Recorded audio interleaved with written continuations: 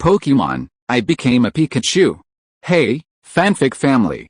So glad to see you here again to continue this incredible adventure. As always, kindly remember, this story is 100% fiction, so don't go looking for dimensional portals in your closet. All rights to this fantastic novel belong to the original author. We're just your humble narrators of epic tales. Are you enjoying the fanfic? Show it by subscribing to our YouTube channel and dropping us a like. And if you're impatient for more exclusive content, our Patreon is your happy place. Chapter 251 Mu Chen's Heart Flutter. Big sister, second sister, third sister, what happened at home? Why are you in such a hurry to call me back? The cruise ship from Cinnabar Island ended at a pier not far from Cerulean City. Because of Sakura's earlier request, Ash and Misty went to Cerulean City immediately after disembarking. Hey, Misty, as you know, our gym makes a living through performances. But the audience inevitably gets tired of the same old water ballet. So, we sisters discussed it and decided to create a new performance, a water drama. And right now, we're missing a female lead, someone to play the mermaid princess. Seeing Misty's anxiety, Sakura felt a little embarrassed. This was practically deceiving her, wasn't it? What? You were in such a hurry to call me back because of this? Hearing her eldest sister's irresponsible reply, Misty almost fainted from anger. So, they called her back in such a rush, and it turned out to be because of the gym's performance. Pikachu, unlike Xiaoxia's fury, Mu Chen breathed a sigh of relief. Damn it, they didn't explain themselves clearly, making me worry the whole way. Damn it. Even if you're a pretty lady, I won't forgive you. Previously, Mu Chen had been prepared to fight for love. Who would have thought their purpose in bringing Xiaoxia back was this? Knowing it wasn't what he was worried about, Mu Chen, relieved, immediately became restless.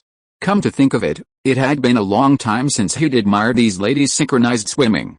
In just a few months, these three sisters seemed to have grown quite a bit. Were they all born in the year of the ox? With an academic spirit, Mu Chen looked at the three cerulean sisters in front of him and fell into deep thought. Pikachu, I'm warning you, if you dare to have any ideas about my sisters, I'll strangle you. Unfortunately, Xiaoxia didn't understand this kind of academic research.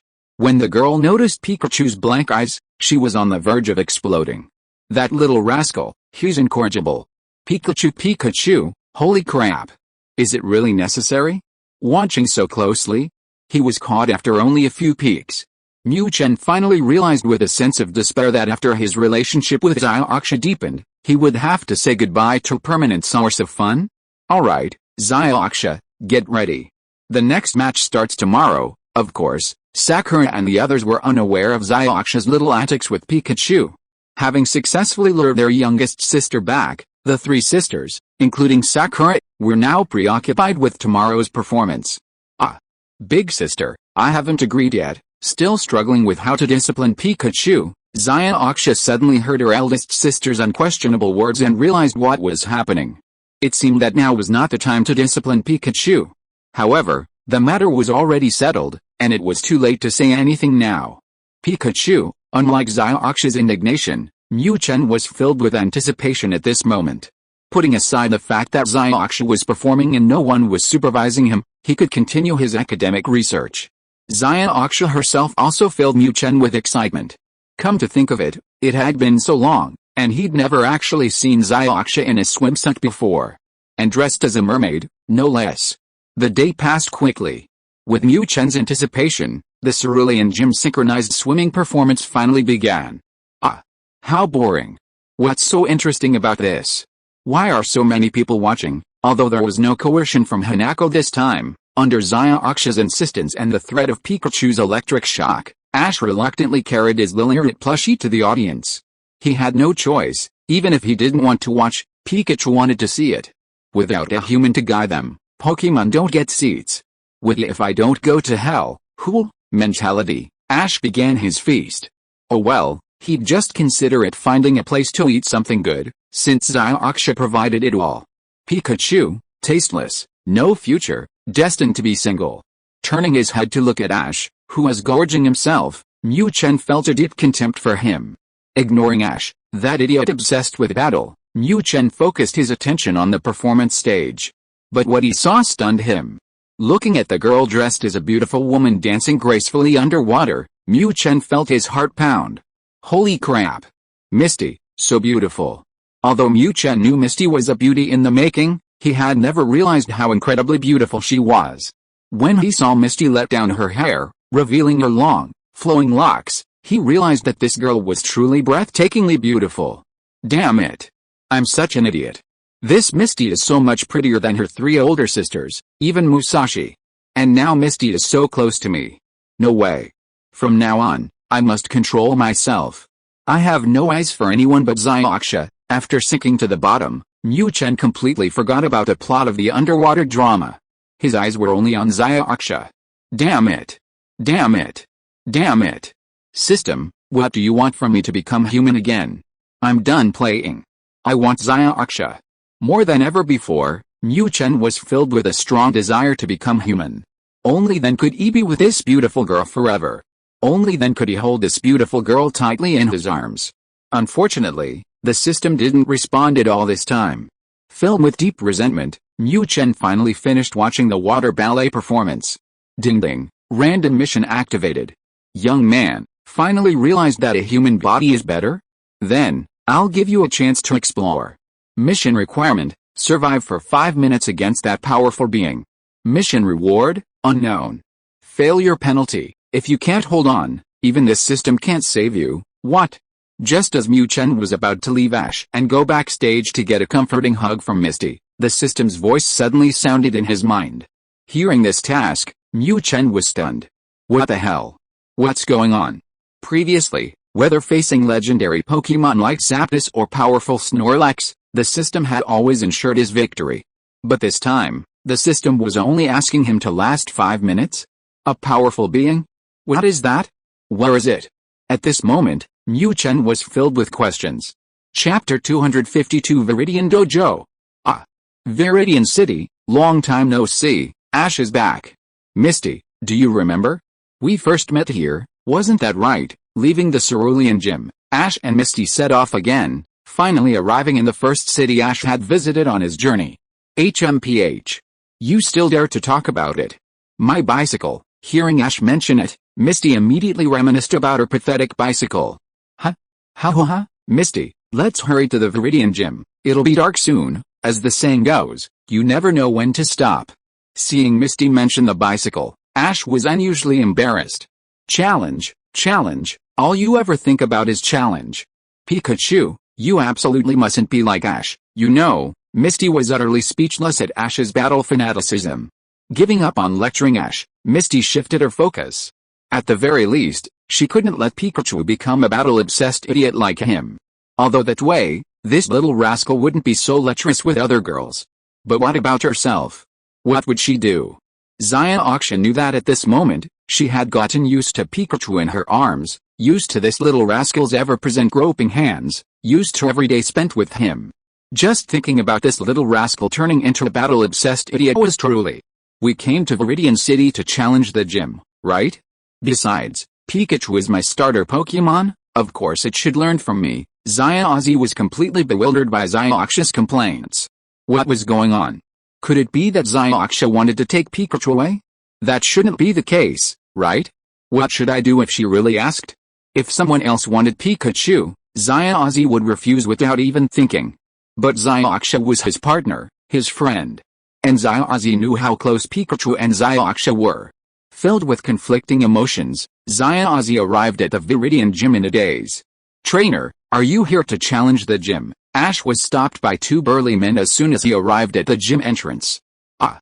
That's right, I'm Ash, a trainer from Pallet Town. My goal is to become the strongest Pokémon trainer in the world. So, please accept my challenge. Stopped by their call, Ash instantly forgot all his worries. At that moment, his eyes blazed with a fierce fighting spirit once more. Oh? Ash from Pallet Town, is that you? Please wait a moment, we'll go report to the gym leader. Hearing Ash's self-introduction, the burly men guarding the gate were slightly taken aback. As elites of Team Rocket, and as Giovanni's personal bodyguard, they were familiar with Ash. His Pikachu had been coveted by Giovanni for a long time. Wow! This gym is really impressive. I didn't expect even the guards to be so intimidating. After the 2 burly men left, Ash exclaimed, looking at the Viridian Gym before him. Compared to other gyms, the newly renovated Viridian gym was far more impressive. Ash, the league tournament is less than a month away. You absolutely have to win this match, or there won't be enough time. Misty looked at the Viridian gym with worry. Why did this gym give her such a strong sense of pressure? Haha. Don't worry, I won't lose. Activating his aura of confidence, Ash's confidence soared. Pikachu, this must be the place where the system gave him his opponent, right? What on earth is this? The system only requires me to hold out for 5 minutes? Unlike the excited Ash, Mu Chen was filled with doubt. The very first time, the system actually gave him such a task. It was clear that this opponent was far stronger than any he had faced before. While filled with doubt, Mu Chen was also filled with a burning desire to fight.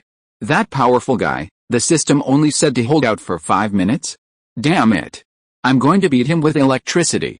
Let's see if the system can give us a double reward or something. Trainer Ash, our gym leader invites you. Just as Mu Chen was still wondering what kind of opponent this was, the two burly men who had left earlier returned. Pikachu, finally here? Come on. You despicable cat-like creature, let me see what kind of powerful thing you really are. Hearing the burly men's voices, Mu Chen immediately put aside his thoughts. Whatever it is, he'll find out after fighting. I don't believe it. 5 minutes? What a joke. Through continuous battles and victories, Mu Chen's confidence had long since been built up. An opponent who could make him unable to last even 5 minutes? Mu Chen really didn't believe it. Trainer Ash? Giovanni, I'm the gym leader of Viridian City. Now, I accept your challenge. Our gym's challenge rules are 3 against 3. Each person will send out 3 Pokémon in turn, and the winner will be decided when all 3 are defeated. As Ash and Misty stepped into the gym, a tall, middle-aged man appeared on a platform opposite Ash. 3 Pokémon? No problem, let's begin. Hearing Giovanni's conditions, Ash had no questions. 3 Pokémon battling in turn was a normal gym match rule. Very good. Then, my first Pokémon, Kingler. Giovanni was filled with curiosity about Ash. How could this kid raise a Pikachu to such a powerful level? What abilities did he possess? As the leader of Team Rocket, Giovanni was naturally extremely well informed. He knew very well that Pikachu had defeated Sabrina, Kiko, and even the serious Blaine. Originally, Giovanni, who had important matters to attend to immediately, had no intention of accepting any trainer's challenge. But when he heard that Ash was the challenger, Giovanni changed his mind. Regardless, this was a chance to personally test Ash, and a chance to test Pikachu. Giovanni wouldn't miss such a rare opportunity. A water-type Pokémon, Kingler? Then I choose you, Lilligant. Ash, of course, was unaware of Giovanni's thoughts. Seeing that Giovanni's first Pokémon was a water-type Kingler, Ash decisively chose Lilligant to battle. Although this little guy was still young, with type advantage, Ash believed she still had a fighting chance. Chapter 253 Ash's Uncooperativeness. Cough cough, Lindel. As Ash and Giovanni summoned the Pokémon, the challenge at the Viridian Gym officially began.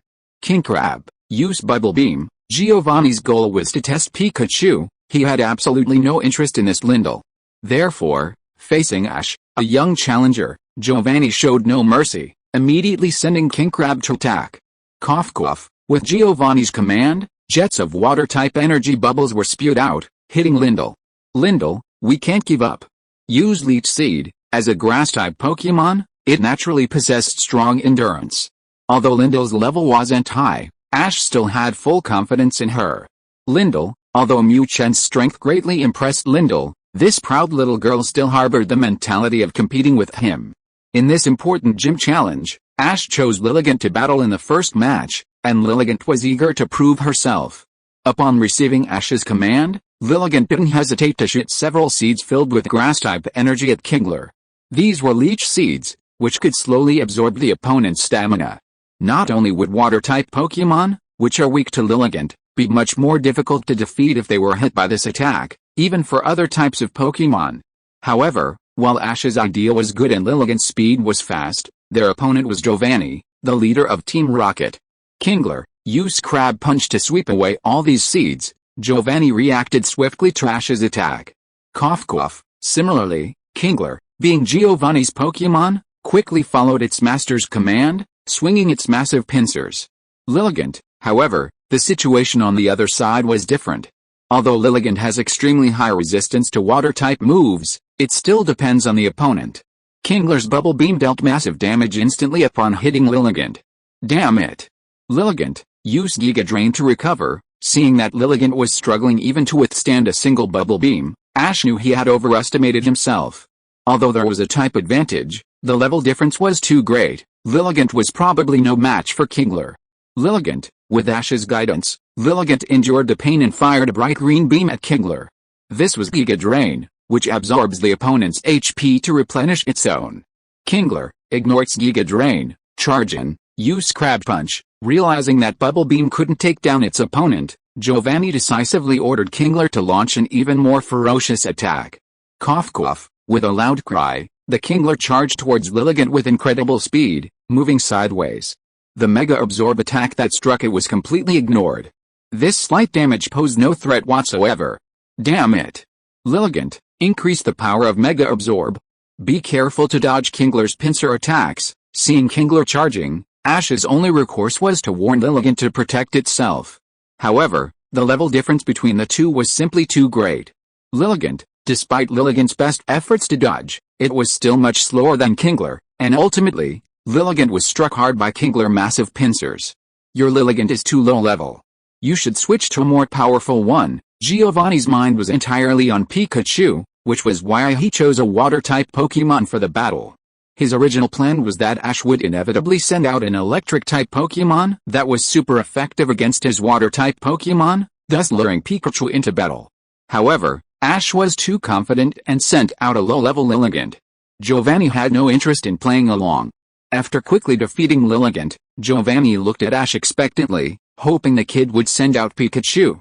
That way, he could personally test the quality of this Pikachu. However, Giovanni was disappointed again. Damn it! Lilligant, you've had your work done, come back. Next, Gardevoir, it's your turn. Pikachu was his ace, and Ash certainly wouldn't let it battle too early. In a battle of 3 Pokémon, wouldn't his chances of winning be higher if he could defeat 1 or 2 before Pikachu went into battle? Although Ash was stubborn, through continuous battle experience, he had learned some strategic thinking in battles. Shanna, Gardevoir, having replaced the defeated Lilyroot, appeared on the battlefield with a haughty expression. However, as she was summoned, she gave the yellow-skinned mouse in Misty's arms a disgruntled look. That heartless bastard, it pushed me down and then stopped looking for me? It's been so long. Why hasn't it come out for a sparring match yet? If I don't get some practice, I'll rust. Because he had been spending most of his time on the ship or in town, Mu Chen hadn't had a chance to call Gardevoir and Melodic out for a sparring match. This had led to these two women harboring resentment towards him. Pikachu, damn it. Is it really necessary? It's only been a few days, just bear with it, we'll talk about it in the wild. Mu Chen naturally understood Gardevoir's complaints. Upon hearing Gardevoir's appearance, Mu Chen began complaining to himself, feeling utterly helpless. Damn it, is it easy for me? Now I'm practically your sparring partner, Gardevoir? Trainer, I have to remind you. If your Gardevoir also loses, then you'll only have 1 Pokémon left to battle. Giovanni, of course, couldn't understand the exchange between Pikachu and Gardevoir. At this moment, he was focused on Ash. Don't you dare have a brain fart and send out Melodic after Gardevoir's defeat. Because of his position, Giovanni couldn't very well attack a trainer like Ash in other situations. Therefore, he was very concerned about this test of Pikachu. Chapter 254 Gardevoir's Unwillingness. Gardevoir, use Psychic Beam. With Lilligant defeated, Ash chose Gardevoir to battle. Compared to Lilligant, Gardevoir's combat power was far superior. While Kingler's physical defense was strong, its special defense was practically non-existent. With Gardevoir's Psychic Beam, Kingler let out a painful hiss. Cough cough. Although Psychic Beam didn't have any type advantage against Kingler, its power far exceeded Lilligant's previous attack. Interesting. Kingler, use Gillidan. Giovanni had initially considered Lilligant and Gardevoir as mere cannon fodder. However, Gardevoir's strength far exceeded Giovanni's expectations. Now it seemed Kingler might not even be a match for it. To get Ash to choose Pikachu, which has a type advantage, Giovanni had no choice but to have Kingler use a move with a low accuracy, but a fatal hit if it did. Cough cough. With Giovanni's command, Kingler swung its sharp pincers and charged at Gardevoir. However, Gardevoir wasn't elegant. Gardevoir used teleport, dodge its attack, then continue using Psychic Beam. Seeing that Psychic Beam was effective, Ash naturally didn't make any other choice. Sarna, Gardevoir remained calm in the face of Kingler's charge. Now, hearing Ash's command, Gardevoir instantly transformed into a blur. When it reappeared, it was already behind Kingler. Cough cough, struck by Psychic Beam again, Kingler's painful hiss rang out once more. Ha ha ha. Well done, Gardevoir, keep attacking, it won't last long. Victory was in sight, and Ash's commands were brimming with excitement. Shanna, Gardevoir was equally excited. This Gardevoir had one personality towards Mu Chen, but to other Pokémon, she remained a proud and aloof figure. Defeating this Kingler after defeating the defiant Lilligant gave Gardevoir a great sense of accomplishment. HMPH. Little brat, you always try to act tough in front of me, now you know what's good for you. Clearly, Lilligant had offended more than just Mu Chen. Trainer, I must say, I underestimated you. So, let's begin our second match.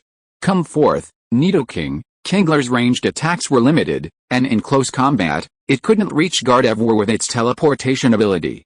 Seeing no hope of victory, Giovanni decisively gave up the match. To put it bluntly, Giovanni didn't care about winning or losing the match. He just wanted to test Pikachu. Unfortunately, Ash wouldn't cooperate, and Giovanni, mindful of his position, couldn't directly ask Ash to use Pikachu in the battle. Therefore, Giovanni's only option was to defeat Gardevoir. Nidoking, with Giovanni's summoning, a Nidoking far larger than its kind appeared before him. This Nidoking was already one of Giovanni's main Pokémon. Gardevoir, we have a type advantage. Use Psychic. Seeing that Giovanni had sent out Nidoking for the second match, Ash was overjoyed. It seemed this gym challenge wasn't too difficult. Although the Pokémon Giovanni summoned were all at high evolution levels, their types were significantly weaker to Gardevoir. Nidoking's type is Poison plus Ground, and its Poison type is exactly what Gardevoir is weak to. Moreover, Nidoking also tends to favor close-range attacks. Gardevoir wasn't afraid of this close combat attack style at all. Just like with Kingler before, Gardevoir could rely on its agile teleportation ability to create distance and ultimately win by kiting it. However, Ash was too naive this time. Nidoking. Break free from its psychic attack. Then, use Earthquake. Giovanni's main Pokémon wasn't so easily controlled by psychic power. Nidoking, under Giovanni's command, Nidoking ignored Gardevoir's psychic attack and instead raised its right foot, stomping heavily on the ground.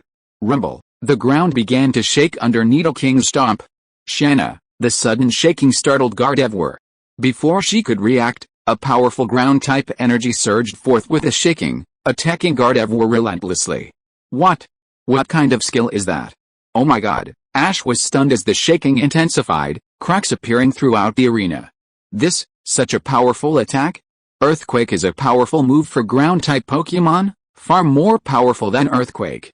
However, precisely because Earthquake is so powerful, relatively few Pokémon know it. And Ash was witnessing this terrifying skill for the first time today. Damn it. Gardevoir, use Teleport to dodge.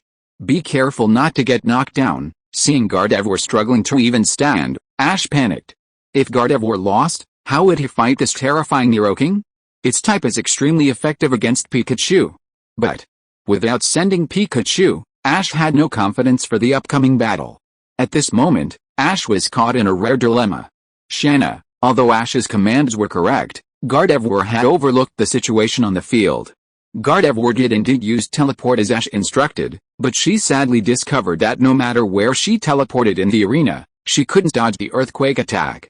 Watching Nidoking still stomping its feet in self-congratulation, Gardevoir's eyes revealed a deep resentment. This ugly, stupid thing, do you dare give me a chance to fight back? Unfortunately, Nidoking couldn't hear Gardevoir's thoughts. At this moment, it was still immersed in its own world of self-congratulation. Rumble. The ground continued to shake, and Gardevoir, unable to find a foothold, finally collapsed unwillingly onto the field. Chapter 255 Mu Chen goes into battle. Pikachu, I choose you. Under Giovanni's expectant gaze, Ash finally sent Pikachu as his final Pokémon, just as he had wished. Although Melodic was type advantageous against Nidoking, Gardevoir was equally effective. Ash had witnessed Gardevoir's crushing defeat, and naturally wouldn't abandon Pikachu to send Melodic, whose strength was far inferior. Pika, even if Ash hadn't allowed him to fight, Mu Chen would have insisted. Putting aside the fact that his two girls had been defeated one after another, as a man, he had to stand up for them. Even the system mission forced Mu Chen to participate. He was filled with anticipation for the thing that had made him hold out for 5 minutes. What kind of creature was it that was so powerful that even the system rated it that way? Of course, Mu Chen knew that the unknown thing was definitely not this self-absorbed maniac. This idiot was only good at bullying Gardevoir. Finally sent out Pikachu? Interesting. Well then, Nidoking, continue with Earthquake. With a test in mind, Giovanni wouldn't hold back. Only by using his strongest power could he truly assess this Pikachu's capabilities. After all, what you hear from others is never as good as what you see with your own eyes. Nidoking, already in a state of self-indulgence, Nidoking was overjoyed to hear its master tell it to continue its ecstasy. Rumble, ignoring Pikachu's reaction, Nidoking closed its eyes and resumed its self-indulgence. Damn it, Pikachu, watch out for Earthquake. Find an opportunity to counterattack. Seeing Nidoking continue using Earthquake even after Pikachu's battle, Ash felt helpless. This was too unfair. The gym's area wasn't large to begin with, and under the coverage of Earthquake, there wasn't even a safe place. Under Nidoking's area of effect attack, Ash couldn't find any way to win. However, just because Ash couldn't find him didn't mean Mu Chen couldn't. Mu Chen already had a way to deal with this idiot's self-indulgent behavior. Pikachu, without the slightest hesitation, with high-speed movement and a flash of lightning activated, Mu Chen shot towards Nidoking, who was still in the middle of his self-indulgent reverie. HMPH. You think I can't do anything about your self-indulgent reverie? Nowhere else is safe, but you, the initiator of this earthquake, are perfectly safe, right? Mu Chen's goal was to jump onto Nidoking to avoid the earthquake attack and even seize the opportunity to counterattack. What? So fast? Looking at Pikachu, who had almost turned into a blur, Giovanni's expression changed. Putting aside the extent of Pikachu's electric energy, this speed shouldn't be something a Pikachu should possess, right? This is a bit of a joke, isn't it? Nidoking, Giovanni hadn't even reacted yet, and Nidoking was naturally even less able to react to Pikachu's attack. Nidoking was still enjoying itself when it suddenly felt something on its shoulder, and it was immediately dumbfounded. What the hell? Could it be that Master's gym was damaged again by my powerful earthquake move? Oh no. If that's the case, won't Master punish me?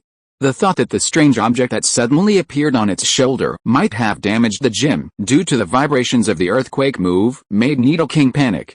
Pikachu, idiot, do you think your earthquake move is that powerful? You're overthinking it. Take this iron tail to wake up. Mu Chen, who was standing on Nidoking's shoulder, naturally heard everything Nidoking was saying to itself. Hearing this idiot actually suspect that its earthquake move caused damage to the gym, Mu Chen was speechless. Where does this idiot get its confidence? Does it really think it's a pro? You're only good at bullying my woman. Bang, thud, Nidoking naturally couldn't react to this sudden attack. With a powerful iron tail lash, Nidoking was knocked to the ground. Of course, normally, Mu Chen's iron tail attack wouldn't be this strong. The reason for this effect was that Mu Chen had simultaneously activated Dynamax mode on Nidoking while using Iron Tail. Since Nidoking's type is ground, and electric-type moves were useless, Mu Chen naturally wanted to defeat it quickly. After all, there was a big boss waiting to be challenged after this one. To be in the best possible condition to face that big boss, Mu Chen didn't hesitate to use Dynamax, a move that wasn't particularly important in actual combat at the moment. Because the attack was so sudden, even Giovanni didn't notice the trick. Seeing his powerful Nidoking being knocked down by Pikachu's iron tail, Giovanni was stunned. This was Pikachu? If he remembered correctly, Pikachu's speed and special attack were only decent, right? He hadn't even seen this Pikachu's special attack yet, but its speed far exceeded that of its kind. Even this physical attack power is terrifyingly powerful. Iron Tail alone, and it took down Nidoking. How is that possible? Ha ha ha. Pikachu, well done. Use Rollout. Giovanni's doubts naturally didn't affect Ash. When he saw Pikachu take down Nidoking in one move, he excitedly gave it the command to continue attacking. Normally, Ash's command this time would have been fine. But Mu Chen wouldn't choose that path. Pika Pika, what the hell, roll out? If Nidoking were the last enemy, Mu Chen would have unhesitatingly launched this self-destructive attack. But this thing was just cannon fodder. How could Mu Chen use a mutually destructive skill on cannon fodder? After rolling around like that, I'd be severely exhausted myself. How could I face that unknown powerful being? Ignoring Ash's constant shouts, Mu Chen rushed forward and, taking advantage of Nidoking's momentary lapse in attention, unleashed a flurry of iron tail lashes at its head. Although this thing wasn't as powerful as Hell Roll, at least it saved him energy. With each lash of Mu Chen's lightning-fast tail, the sounds of smack, smack, smack, echoed across the arena, accompanied by Nidoking's pitiful howls. Pinned to the ground and whipped by this tiny creature, Nidoking's heart was already filled with tears. Chapter 256 Giovanni's Trump Card, Mewtwo. Interesting. Very interesting. Now, this is our final battle. My last Pokemon is no ordinary creature. I hope you're mentally prepared. Of course, regardless of the outcome, I will give you the Viridian Gym Badge. Seeing Pikachu so easily defeat his Nidoking, Giovanni felt no anger. Instead, his smile deepened. Excellent. Very excellent. The stronger this Pikachu is, the less it will disappoint me. Although Giovanni's position prevented him from directly taking Pikachu from Ash, testing the little creature's strength and potential was enough for him. As long as he knew the little creature was valuable, Giovanni could mobilize Team Rocket's higher-ups to snatch Ash at any time. Jessie and her trio couldn't handle it. The Yamato duo was out of the question. No problem, Team Rocket had countless skilled Pokemon.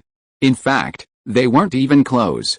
If truly necessary, Giovanni could even order the Elite Four to intervene and snatch this Pikachu. But now, Giovanni was simply considering whether this Pikachu was worth the effort. Come on. I don't need your charity. We won't lose this final battle. Pikachu so easily defeated Nidoking, and Ash's inexplicable confidence amplified countless times. Upon hearing Giovanni's confident declaration, the flame of battle within Ash ignited instantly. Pika Pika, similarly, Mu Chen's eyes were now filled with a flame of battle. You want me to last 5 minutes without losing? Damn. Come out here, let me see what this thing is that's so awesome. Constant victories had already forged Mu Chen's incredibly strong will. For something even the system rated as lasting 5 minutes, Mu Chen was filled with curiosity and resentment. Then, as you wish. Mewtwo. Come out, let them see what true power is. Seeing Ash and Pikachu's intense fighting spirit, Giovanni sneered inwardly. Ignorant beings, today I'll show you what true power the strongest in this world possesses. With Giovanni's summons, a hidden compartment beneath his command platform slowly rose. Then, a humanoid Pokemon, its entire body covered in steel, as if clad in armor, appeared before Mu Chen. Pikachu, holy crap. What the hell? Mewtwo? Mu Chen's heart had already been pounding when he heard Giovanni's summons. Now, seeing the opponent emerge from the hidden compartment, Mu Chen was completely dumbfounded. Ash might not know, but how could Mu Chen not know? This is Mewtwo, capable of battling legendary Pokemon. This is one of the most powerful Pokemon in the world. Holy crap. What's the name of this Viridian City gym leader again? Giovanni? Holy crap. I remember now. The boss of Team Rocket, isn't his name Giovanni? Although Mu Chen hadn't watched the anime, he had some knowledge of Pokemon games. Giovanni, the boss of Team Rocket, was incredibly famous. How could Mu Chen not have heard of him? Previously, he was preoccupied with this unknown entity and hadn't paid any attention to Giovanni as a trainer. Now, after seeing Mewtwo and recalling the guy's self-proclaimed title, Mu Chen felt a chill run down his spine. It's over. He's doomed. He's walked into a den of thieves. The situation couldn't be clearer. Ash, that idiot, isn't he here to challenge the gym? This is to kick down the gates of Team Rocket's boss. Ash. You've screwed me over. Unfortunately, getting on this pirate ship is easy, but getting off is hard. When Mu Chen saw that his opponent was Mewtwo, he understood why the system had given such a mission prompt. Indeed, if he could last 5 minutes against Mewtwo, that would be quite an achievement. What kind of Pokemon is this? Why have I never seen it before? Misty, have you ever seen this kind of Pokemon? Unlike Mu Chen, Ash was completely bewildered. What is this? Mewtwo? Why had he never heard of it? I don't know, I've never seen it either. But Ash, you'd better be careful, I feel this guy is very strong. Looking at the silent Mewtwo floating towards them, Misty felt a powerful pressure emanating from it. Strange, this Pokémon isn't in the Pokédex. Ignoring Misty's warning, Ash pulled out his Pokédex. But Alice, the usually invincible Pokédex failed him this time. This thing didn't even have any information on it in the Pokédex. Have you studied enough? If you have, then let the battle begin. Ash's actions were naturally observed by Giovanni. Giovanni completely disregarded his speculation. He was joking, Mewtwo had just been created by Team Rocket, and there was only one in the entire world. The Pokédex? HMPH. How could such a thing possibly reveal Mewtwo's information? Alright. Let's begin. Pikachu, use Thunderbolt. Facing this unknown entity, Ash didn't dare to be careless. Upon hearing Giovanni's command, he immediately ordered Pikachu to attack first. Pikachu, Mu Chen didn't object to Ash's command. Who cares how strong it is, I'll just shock it first. Anyway, the system's mission only required me to last 5 minutes. If I could hold off Mewtwo with Thunderbolt, those 5 minutes would be a piece of cake. Zzzzz. Without hesitation, a 4-finger-thick current instantly condensed on Mu Chen's cheeks and shot towards Mewtwo. Oh? Interesting. Mewtwo, use Psychic to show this little guy what true power is. Seeing Pikachu unleash such a powerful Thunderbolt so quickly, Giovanni's evaluation of it rose even higher. This little guy is indeed very valuable.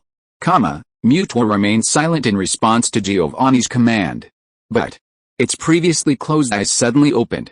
From its open eyes, a terrifying psychic-type energy instantly erupted. The two skills collided, and without even a spark of explosion, Mu Chen's Thunderbolt dissipated into the air. Immediately afterward, the psychic attack that had annihilated the Thunderbolt continued its momentum, shooting towards Pikachu in front of it. If you are listening to this novel on a channel other than Fanfic World, it means it was downloaded and re-uploaded without effort. We warmly invite you to visit our channel, Fanfic World. There you will find the original version of this story and many other novels of various genres. We look forward to seeing you dive into a world of incredible novels. Chapter 257 The Unrivaled Mewtwo. Pikachu. For the second time, Mu Chen experienced the utter helplessness of being completely out of control of his body after being controlled by telekinesis. But this time was different from when he was controlled by Sabrina. This time, Mu Chen's helplessness far exceeded that of when he was controlled by Sabrina. Previously, when controlled by Sabrina, Mu Chen could at least activate the current in his cheeks to resist. But this time, not only was the current in Mu Chen's cheeks completely controlled, but even the electricity in his body seemed to be completely suppressed, unable to be activated in the slightest. Damn it! Is this the power of a legendary Pokémon? Am I really that much weaker than them? Mewtwo is an existence that can fight against legendary Pokémon, so it can naturally be classified as a legendary Pokémon. It was through the control of Mewtwo that Mu Chen truly understood the terrifying power possessed by those legendary Pokémon in this world. This was something he simply could not match at this moment. No wonder the system's prompt only told him to hold on for 5 minutes. But the problem is, given the current situation, Mu Chen probably wouldn't be able to hold on for even a minute, let alone 5. Pikachu. Hold on. Use Thunderbolt to break through its psychic control. Seeing Pikachu suspended in midair by Mewtwo's psychic attack, Ash shouted loudly. This was the second time Ash had witnessed this. The first time, Pikachu successfully broke through Sabrina's control, helping him win. This time, Ash was equally confident in Pikachu. HMPH. Don't waste your energy. Mewtwo's psychic power isn't something a Pikachu can break through. Mewtwo, attack. Use Psychic. Seeing that Pikachu couldn't break through Mewtwo's control, Giovanni had a rough estimate of Pikachu's maximum strength. Now, he wanted to see how much ability this Pikachu could demonstrate in a real battle against a being of Mewtwo's level. Pikachu, I hope you can bring me some surprises. At Giovanni's level, so-called rare and magical Pokémon are no different from Caterpie in his eyes. What he values are those special beings, those with great potential. And this Pikachu is the one Giovanni wants to test. Mewtwo didn't respond verbally to Giovanni's command. But it directly showed with its actions that it had received Giovanni's order. Bang! Controlling its psychic power, it flung Pikachu to the ground, raised its hands, and fired a pink beam full of terrifying destructive power at Pikachu. This move was the Psychic-type ultimate move that Giovanni had requested, Psychic. Pika slammed hard to the ground. Mu Chen ignored the pain. Seeing Mewtwo's Psychic attack, Mu Chen quickly flipped up and used Quick Attack. Before the Psychic even reached him, Mu Chen could already feel the terrifying energy contained within it. Faced with such a terrifying attack, how could Mu Chen give it a chance to hit him? Escape? No matter how fast you are, you can't escape Mewtwo's attack. You should think of a way to defend yourself. Giovanni's eyes lit up when he saw Pikachu use Quick Attack to dodge the attack. Such a keen battle sense. Such fast reaction speed. However, that's not enough. What Giovanni wanted to see was this Pikachu's maximum special attack ability. Since this Pikachu entered the battle, it hadn't actually used any particularly powerful attack moves. How could this possibly satisfy Giovanni? Facing Pikachu that had dodged his Psychic attack, Mewtwo remained silent. However, Mewtwo slightly raised its hands. As Mewtwo raised its hands, the Psychic attack, which should have hit the air or at most struck the ground, suddenly changed direction and shot towards the Pikachu that had just dodged. Pika, holy crap. What the hell is this? The attack can be controlled after it's launched? And it even has a tracking effect? Mu Chen initially scoffed at Sakuki's words, but when he saw the illusionary spell that curved around a bend, his heart sank. Damn it. This is supposed to be a fight? The power is astonishing, and I can dodge it with my maximum speed. But how do I break through this tracking? At the critical moment, Mu Chen activated Quick Attack again, barely dodging the illusionary spell that brushed past him. However, Mu Chen knew that this bastard would definitely catch up. Pikachu, since he couldn't dodge it, he'd blast it to pieces. With no way to avoid it, Mu Chen decisively unleashed a 100,000-volt attack. Zzzzz. The 100,000 volts shooting from Mu Chen's cheeks carried its endless hope.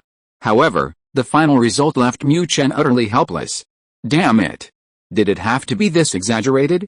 Watching the Thunderbolt, just like its previous clash with Psychic, vanish into thin air, Mu Chen felt 1,000 curses running through his mind. Little thing, if this is all you've got, then end the match. Seeing Mu Chen's counterattack was the same Thunderbolt with the same power as before, Giovanni frowned slightly. Was this Pikachu's strength really only this much? If so, while it was still valuable, it certainly didn't meet Giovanni's expectations. Pikachu, keep going. Don't give up. The word defeat had never appeared in Ash's dictionary. Even though Mewtwo's strength was astonishing, Ash still had no intention of giving up. Pikachu, I believe in you, you can do it.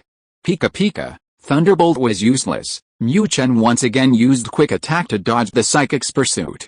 However, he knew that this couldn't continue indefinitely. At this moment, Mu Chen, immersed in the battle, had completely forgotten the system's requirement to stall for 5 minutes. At this moment, the only thought in Mu Chen's mind was how to defeat this terrifying Mewtwo. The word surrender had never appeared in Mu Chen's dictionary. Damn it. Regular Thunderbolt isn't enough, I'll just use Charge. Taking advantage of the brief opening while dodging Psychic, Mu Chen decisively entered Charge mode.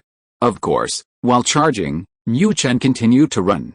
As long as he created enough distance, as long as he had enough time to complete the charge skill, Mu Chen would still have the chance to counterattack. Chapter 258 Mu Chen's Coping Strategy. Boom, a violent clash of skills rang out. Seeing that the Thunderbolt, amplified by charging, had finally blocked the Psychic attack, Mu Chen was overjoyed. Pikachu, ha ha ha. What Mewtwo? What legendary Pokémon? Nothing special. Nothing special at all. Even if it's Mewtwo's attack, I can still block it. The 2 instant Thunderbolt attacks he had previously unleashed had been completely annihilated, putting immense pressure on Mu Chen. Now, seeing that he could withstand Mewtwo's attack, Mu Chen's confidence returned instantly. 5 minutes? HMPH. I'll beat it. Ha ha ha. Not bad. Not bad at all. This is more interesting. Well then, Mewtwo, we should get a little serious. Psychic, seeing Pikachu successfully blast away the Psychic attack, Giovanni was more pleased than surprised. This is more interesting. He never imagined that a mere Pikachu could grow to such a level. Others might not know, but as Mewtwo's trainer, Giovanni certainly knew its terrifying power. Although this Psychic attack wasn't Mewtwo's full strength, Blocking it was enough to prove Pikachu's excellence. Seeing Pikachu's astonishing potential, Giovanni was determined to capture it. Such an excellent and incredibly promising Pokémon was a waste to leave in the hands of this brat named Ash. Only I, Giovanni, the leader of Team Rocket, deserved such a powerful creature. Pikachu. Well done. Use Thunder. We can't let Mewtwo continue to have the upper hand. Giovanni wasn't the only one overjoyed. After seeing Pikachu successfully block Mewtwo's attack, Ash immediately saw hope for victory. How terrifying was Pikachu's Thunder move! As long as he could use Thunder before Mewtwo attacked again, Pikachu would have a chance to win. Ash was full of confidence. However, before Mu Chen could make a move, Mewtwo attacked first. Mewtwo's attack remained as silent as before. It simply raised its hands again, and a terrifying psychic-type energy began to gather between them. Then, to Mu Chen's astonishment, two equally powerful and terrifying psychic-type energies shot out from Mewtwo's hands, hurtling towards Mu Chen. Pikachu, holy crap! Psychic is such a powerful move, one at a time isn't enough. It can even curve and track targets. And now it can launch two at once? Is this some kind of joke? But no matter how much he complained, Mewtwo had already used it. Seeing the two psychic attacks coming simultaneously, Mu Chen immediately abandoned his plan to use Thunder. What good would Thunder do? Even with depleted electricity, it was uncertain whether it could withstand these two psychic attacks. Facing a Pokémon as monstrous as Mewtwo, Mu Chen didn't want to reveal all his trump cards too early. This was also because, engrossed in the battle, Mu Chen had completely forgotten about the system's mission. At this moment, the 5 minutes the system had given them to hold out were fast approaching. Little thing. This time, let me see how you withstand Mewtwo's attack. Through some probing, Giovanni had roughly gauged Pikachu's strength. Now, Giovanni's task was to test Pikachu's ultimate potential. Little thing, run. Let me see where your limits are, Pikachu. Go for it. We can't give up easily. Facing Mewtwo, which had surpassed the concept of ordinary Pokémon, Ash could only keep cheering Pikachu on, hoping it could hold on, hoping it could find that faint glimmer of hope. Pika, damn it. I'll fight. You only used 2 psychic spells, right? As long as I'm fast enough. I refuse to believe I can't dodge them. Pushed to his limit, Mu Chen unleashed his true power. So what if it's Mewtwo? You're just a cheater. I'm not afraid of you. Without a word, with high-speed movement activated and quick attack enabled, Mu Chen instantly transformed into a blur, darting across the arena. However, despite his speed, Mu Chen couldn't escape Mewtwo's pursuit. The 2 illusory halos behind him remained on either side, relentlessly chasing him. Pikachu, damn it. Is this never going to end? They'll keep chasing, won't they? In his desperate escape, Mu Chen didn't even notice the mission completion notification.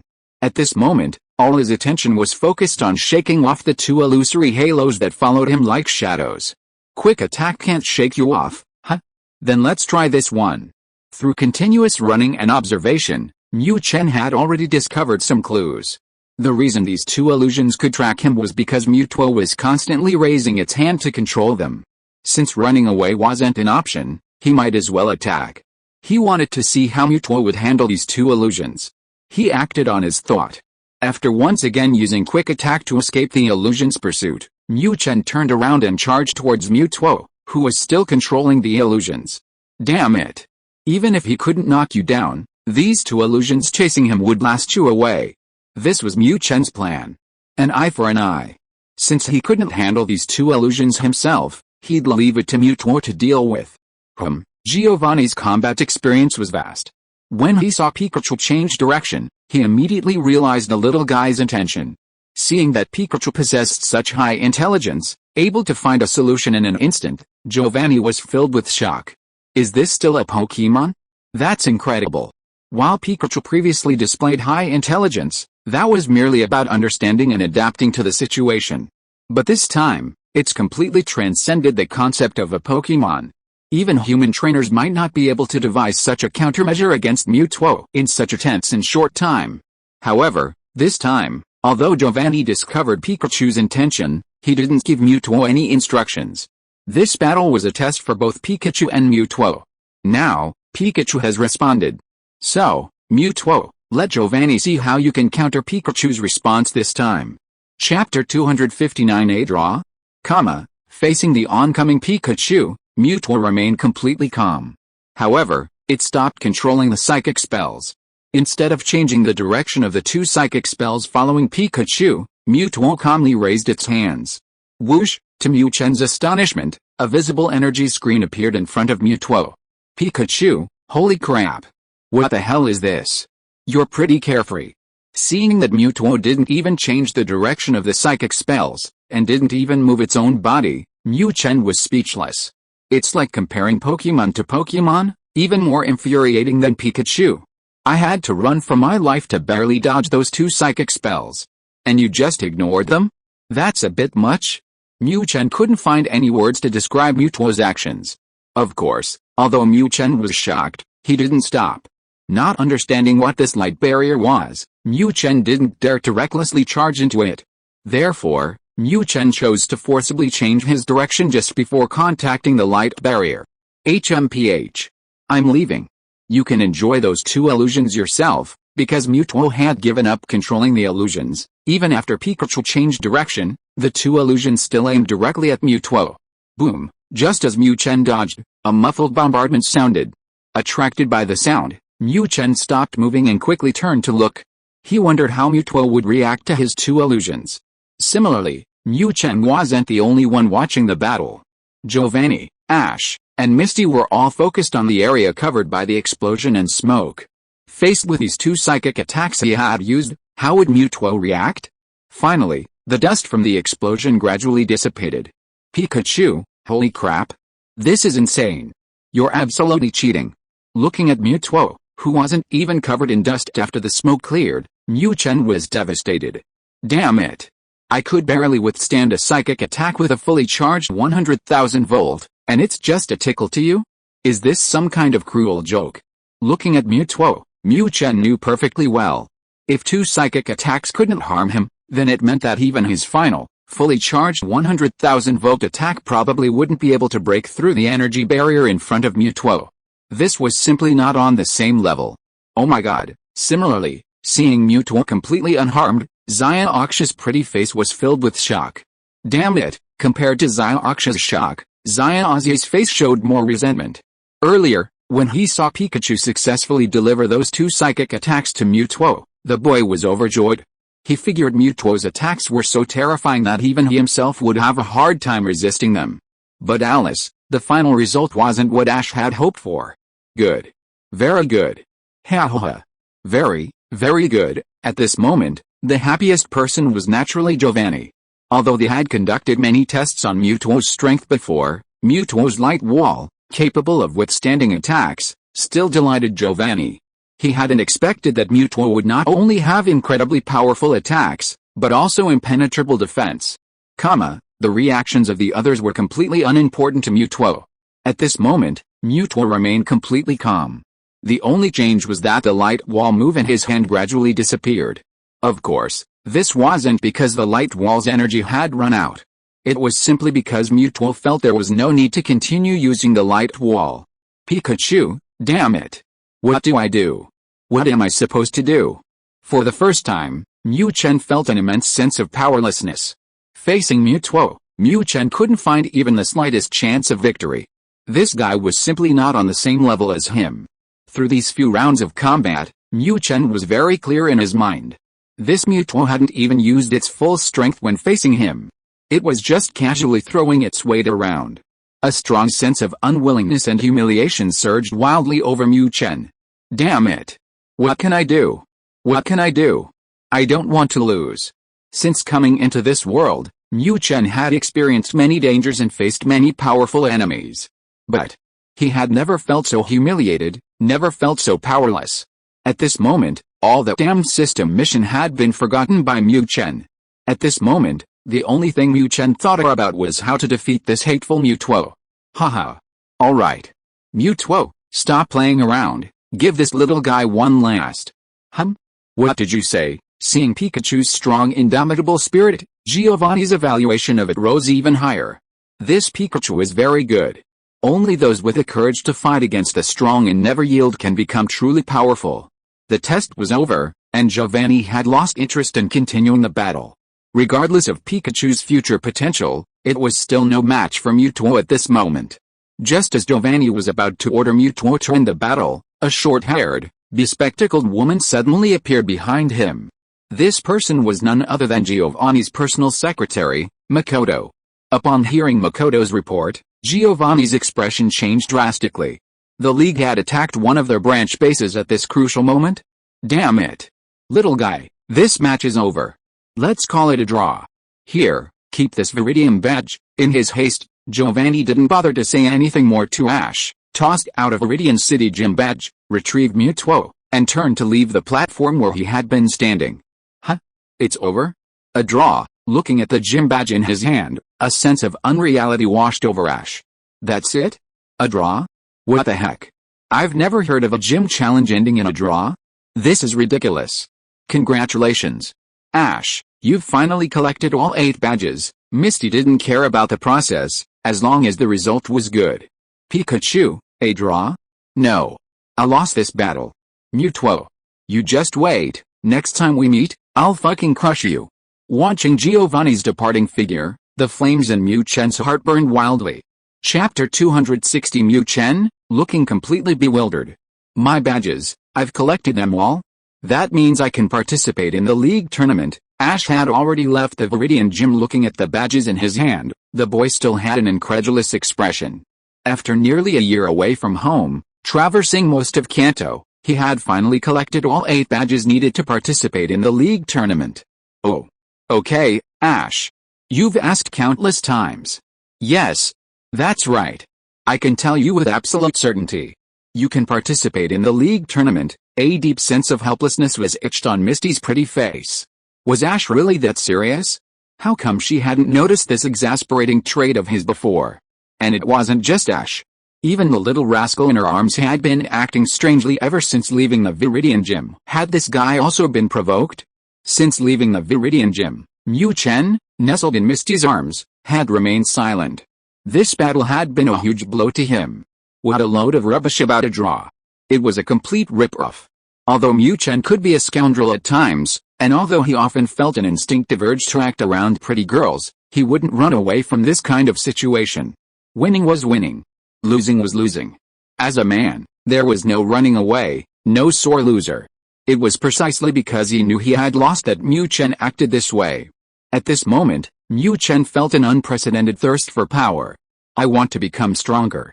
Next time I encounter that Mewtwo, I'll definitely take it down with one electric shock. Pikachu, after some mental preparation, Mu Chen, having made his decision, summoned the system. Come on, give me a reward. Let me become stronger, even stronger. The difficulty of this mission was undeniable, and the reward was the unknown that Mu Chen most anticipated.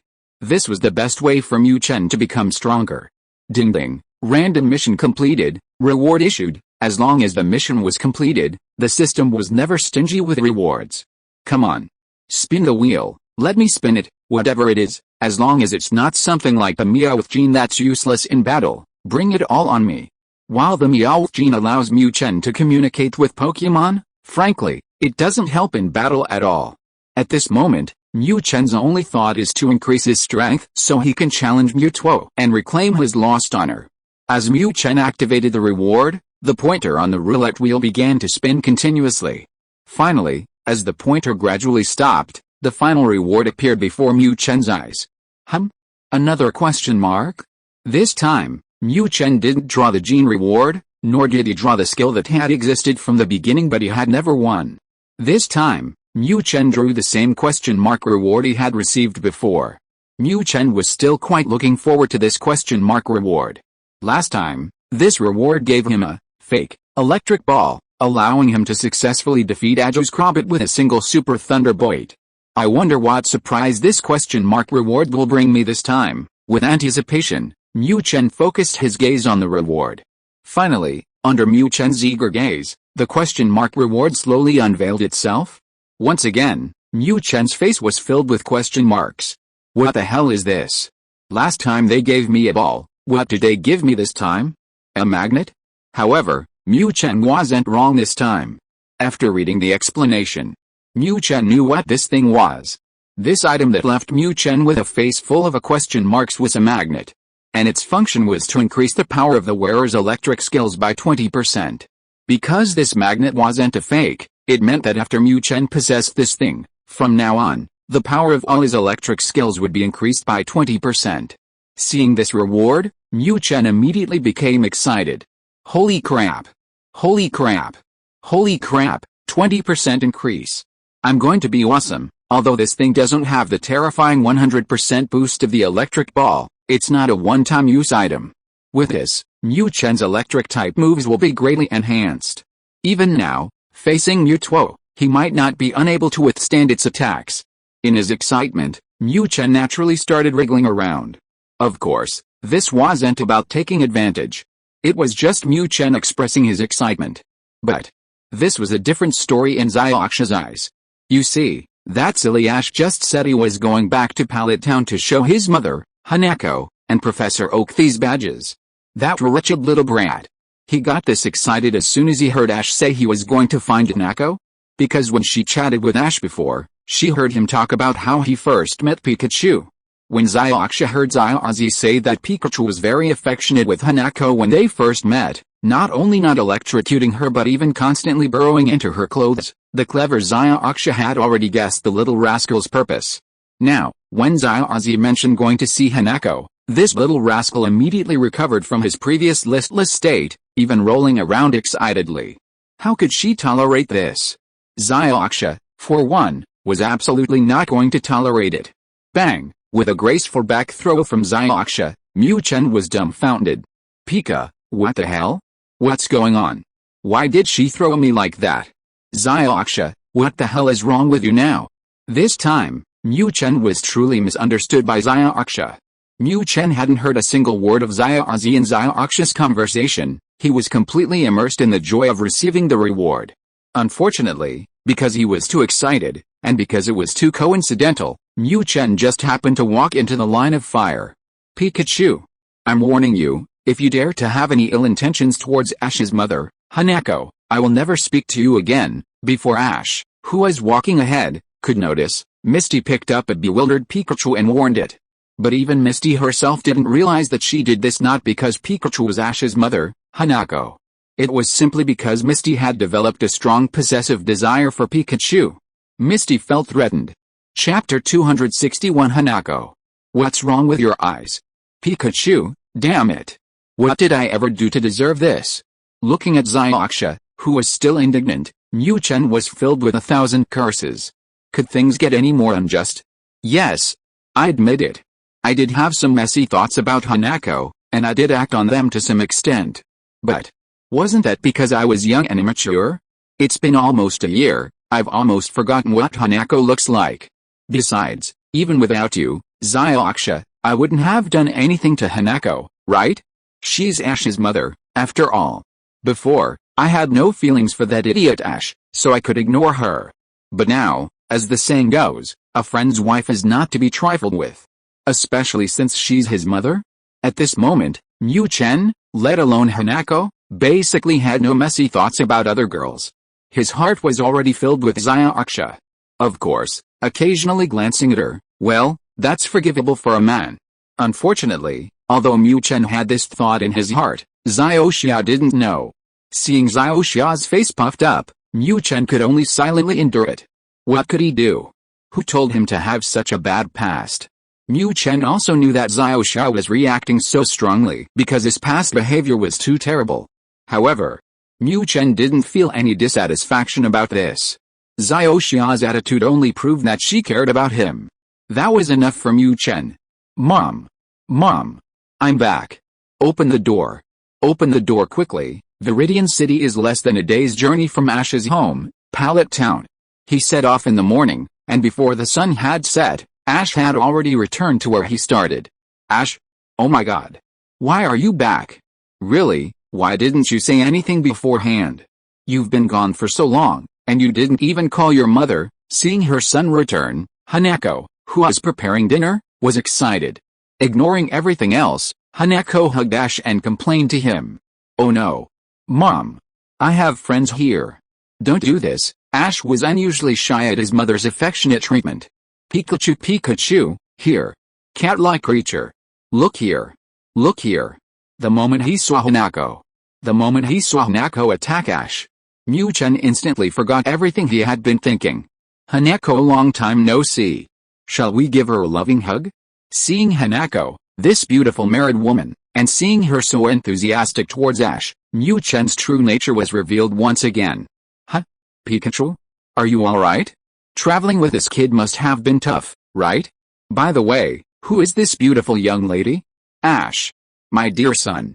Mom is so proud of you, you finally have a girlfriend. Attracted by Pikachu's cry, Hanako released the struggling Ash.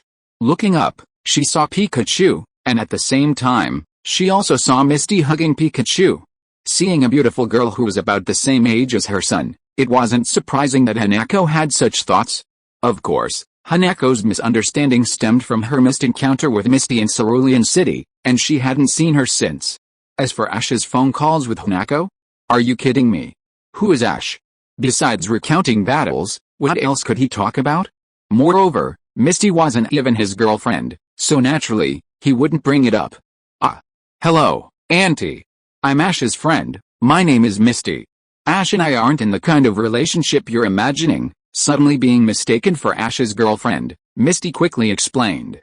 At this moment, Pikachu's body temperature was rapidly rising in her arms.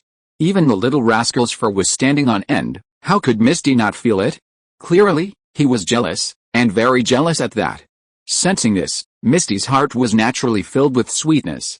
Although she knew there was probably no possibility between her and Pikachu, who doesn't have possessiveness? Pikachu, Zaya Aksha guessed right, Mu Chen was jealous. Extremely jealous. Damn it. Hanako, what the hell are you looking at? Zaya Aksha is my girl. Don't arrange things for your stupid son. He was originally full of expectations for Hanako, but now Mu Chen had completely lost interest. Damn it. He actually arranged things for my girl out indiscriminately. He's not a good person. Oh? I'm sorry, Auntie misunderstood. It's just that our little Ash has really troubled you. Hearing Zyaoksha's explanation, Hanako showed an understanding smile. Obviously, Hanako was still in the middle of a misunderstanding. Oh, okay, Mom, hurry up and get something to eat. I'm exhausted after traveling all day. By the way, I'm going to check on Professor Oak. Zyaoksha, you stay here.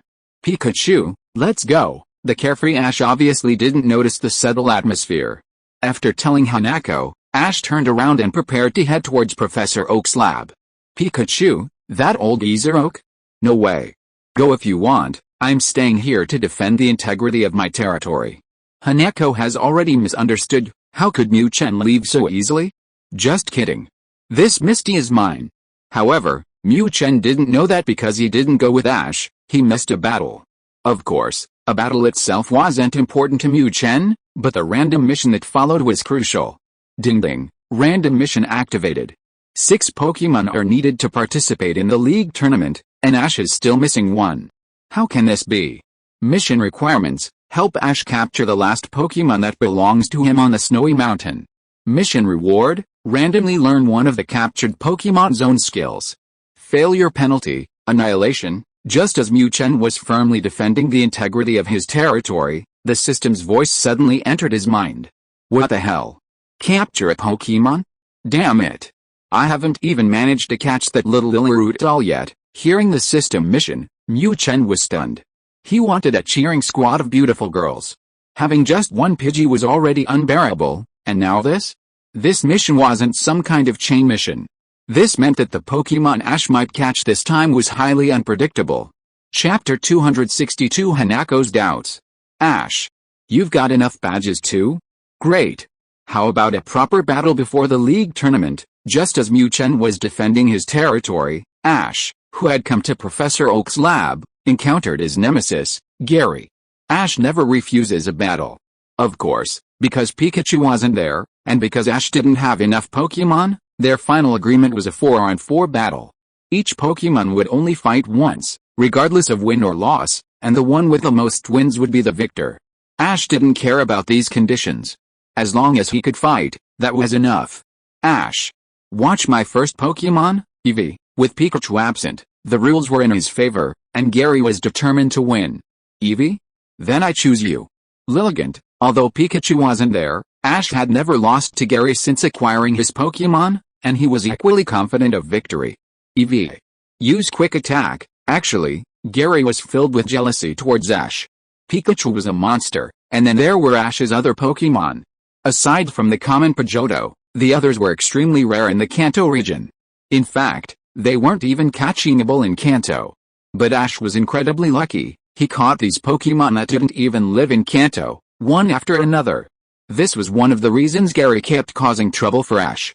To put it bluntly, this rich kid was incredibly jealous of Ash. Lindier, use Leech Seed. Ash didn't care what Gary thought. He only knew that in Pokémon battles, you had to fight with all your might, especially against Gary. Lindier, with Ash's command, Lindier swayed its body, shooting out several emerald green seeds. However, Eevee had already vanished. Boo-hoo, a sharp cry rang out. Just as Lilligant was still searching for an opponent, Eevee had already appeared in front of her. Damn it. This time, you're the one to fight. Lilligant was defeated by Eevee at close range, with little ability to resist. Having lost the first battle, Ash could only hope that Pidgeotto would perform better. However, this stubborn little guy was still seeing stars and scattering feathers after facing a father-level opponent like Nidoking. Ha ha ha. Ash, I've already beaten you twice in a row. If you lose one more time, you'll lose to me. Seeing the light of victory so close for the first time, Gary was excited. Don't be so smug. Milotic and Gardevoir are not so easy to deal with. Lilligant wasn't an adult, so it was normal for Pidgeotto to lose. But the two Pokémon Ash had left were his strongest main force besides Pikachu. Although there was no hope of victory now, Ash wouldn't give up. And his persistence did indeed bring rich rewards. What? How is this possible? Seeing his Arcanine and Blastoise defeated one after another, Gary was shocked. This is insane. They're this strong even without Pikachu? That's too much? But how could Gary know?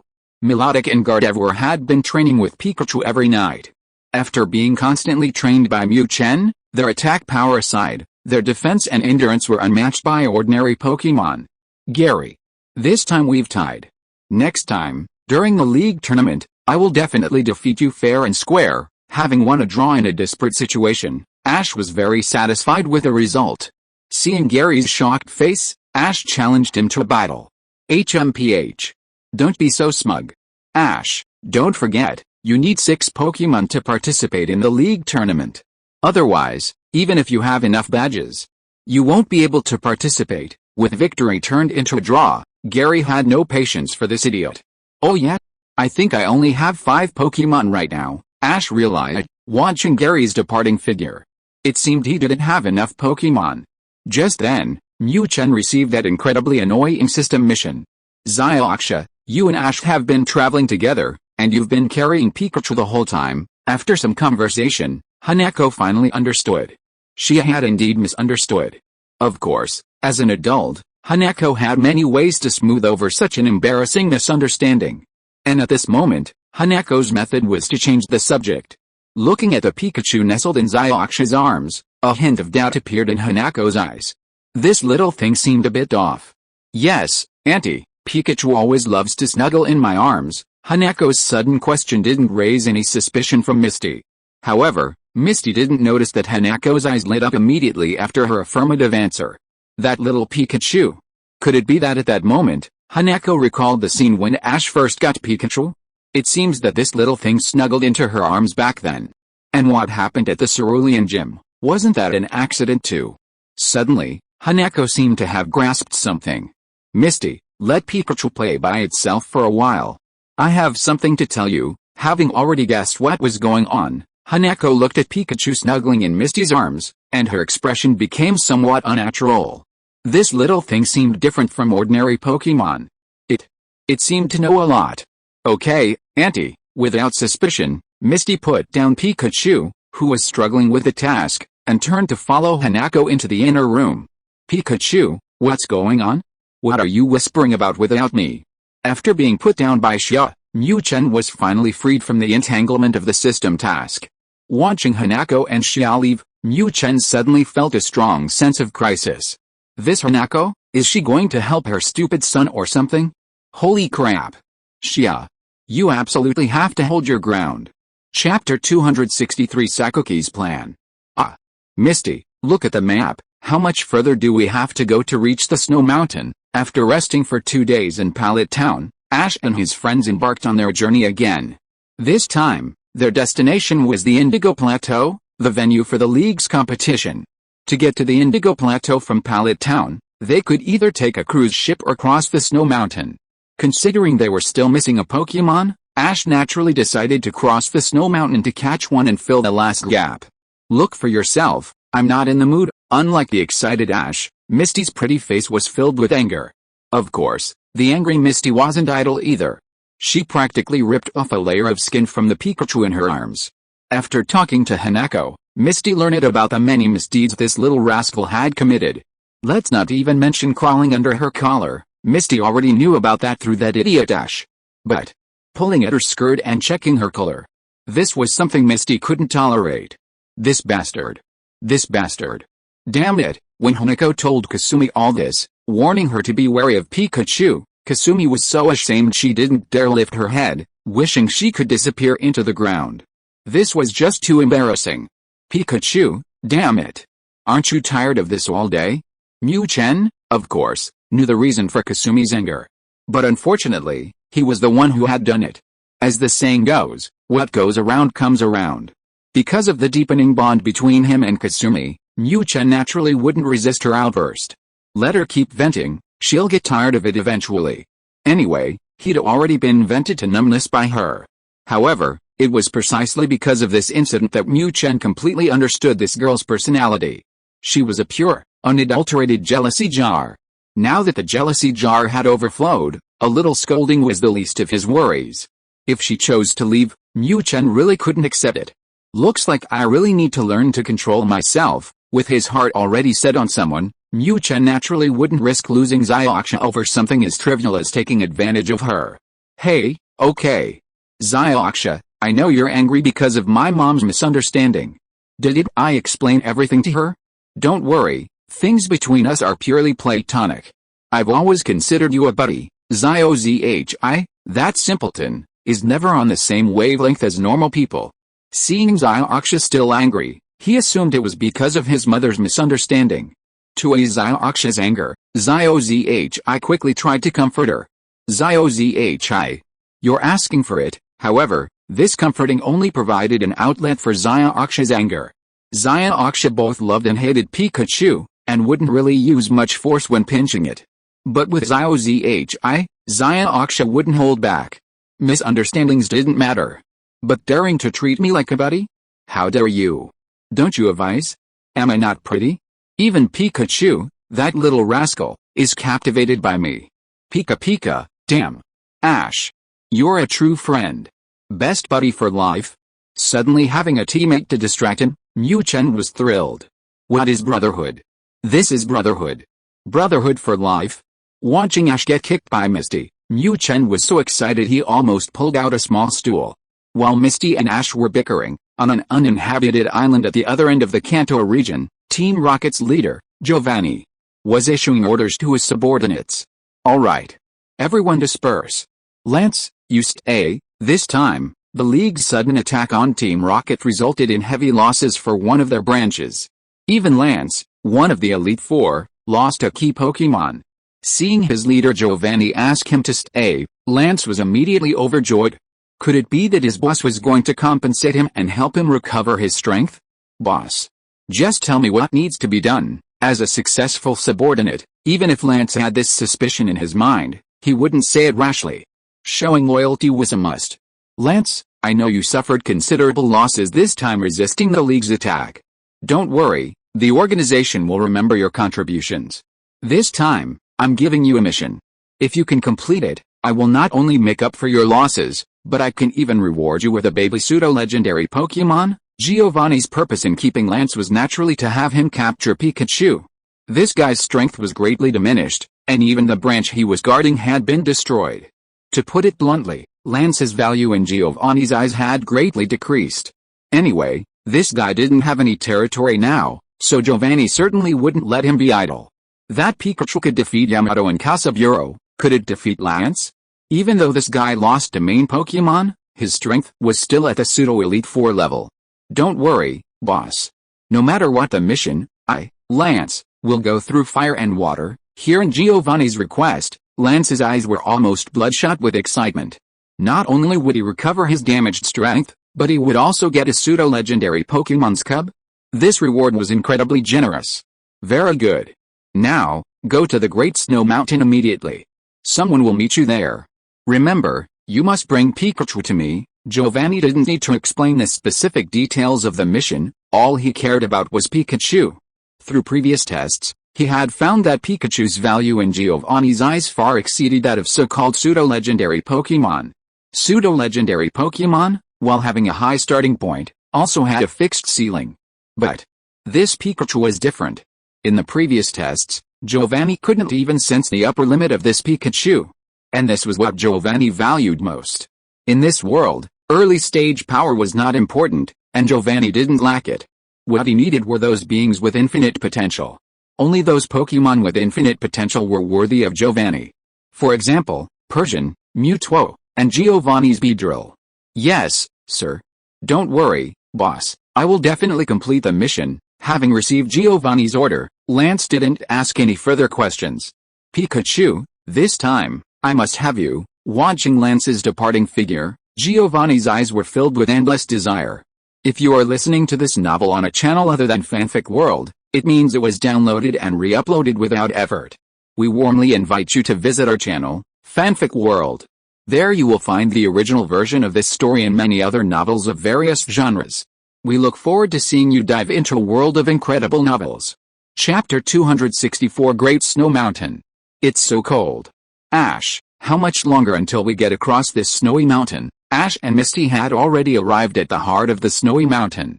Never having experienced such harsh conditions before, Misty, unprepared, was clearly freezing. It should be soon, at most another day, and we'll be out. Compared to Misty, Ash was much stronger. Ash's physical prowess was no joke.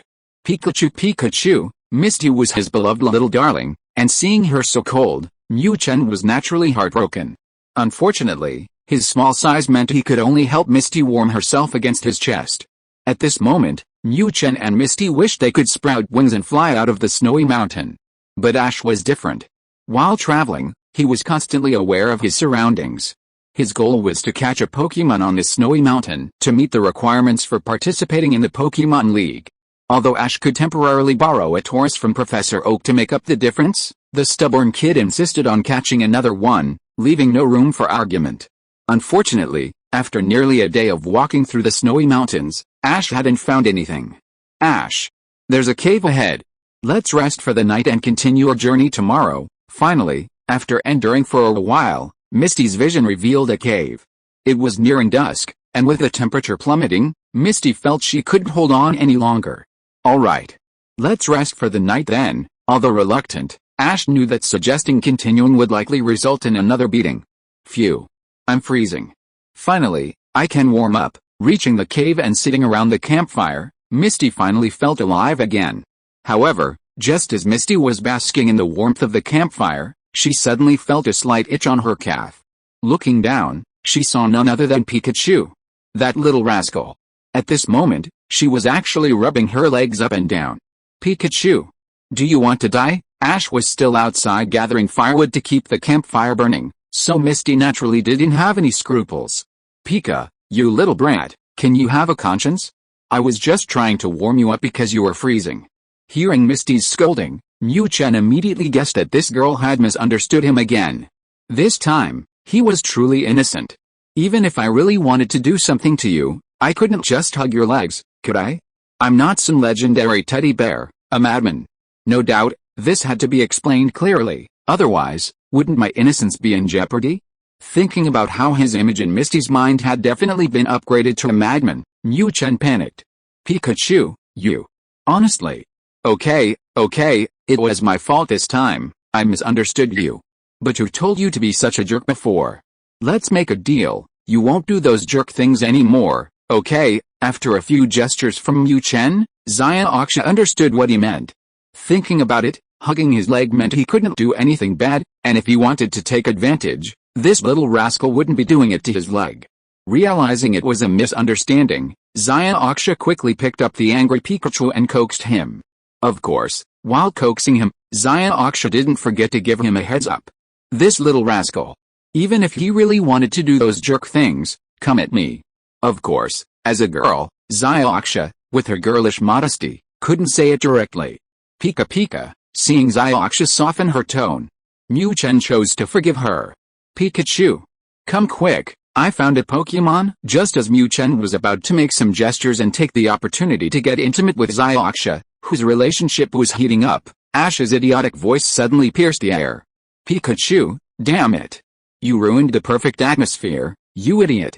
Hearing Ash's voice, Mu Chen was so angry he almost blasted him with a thunderbolt.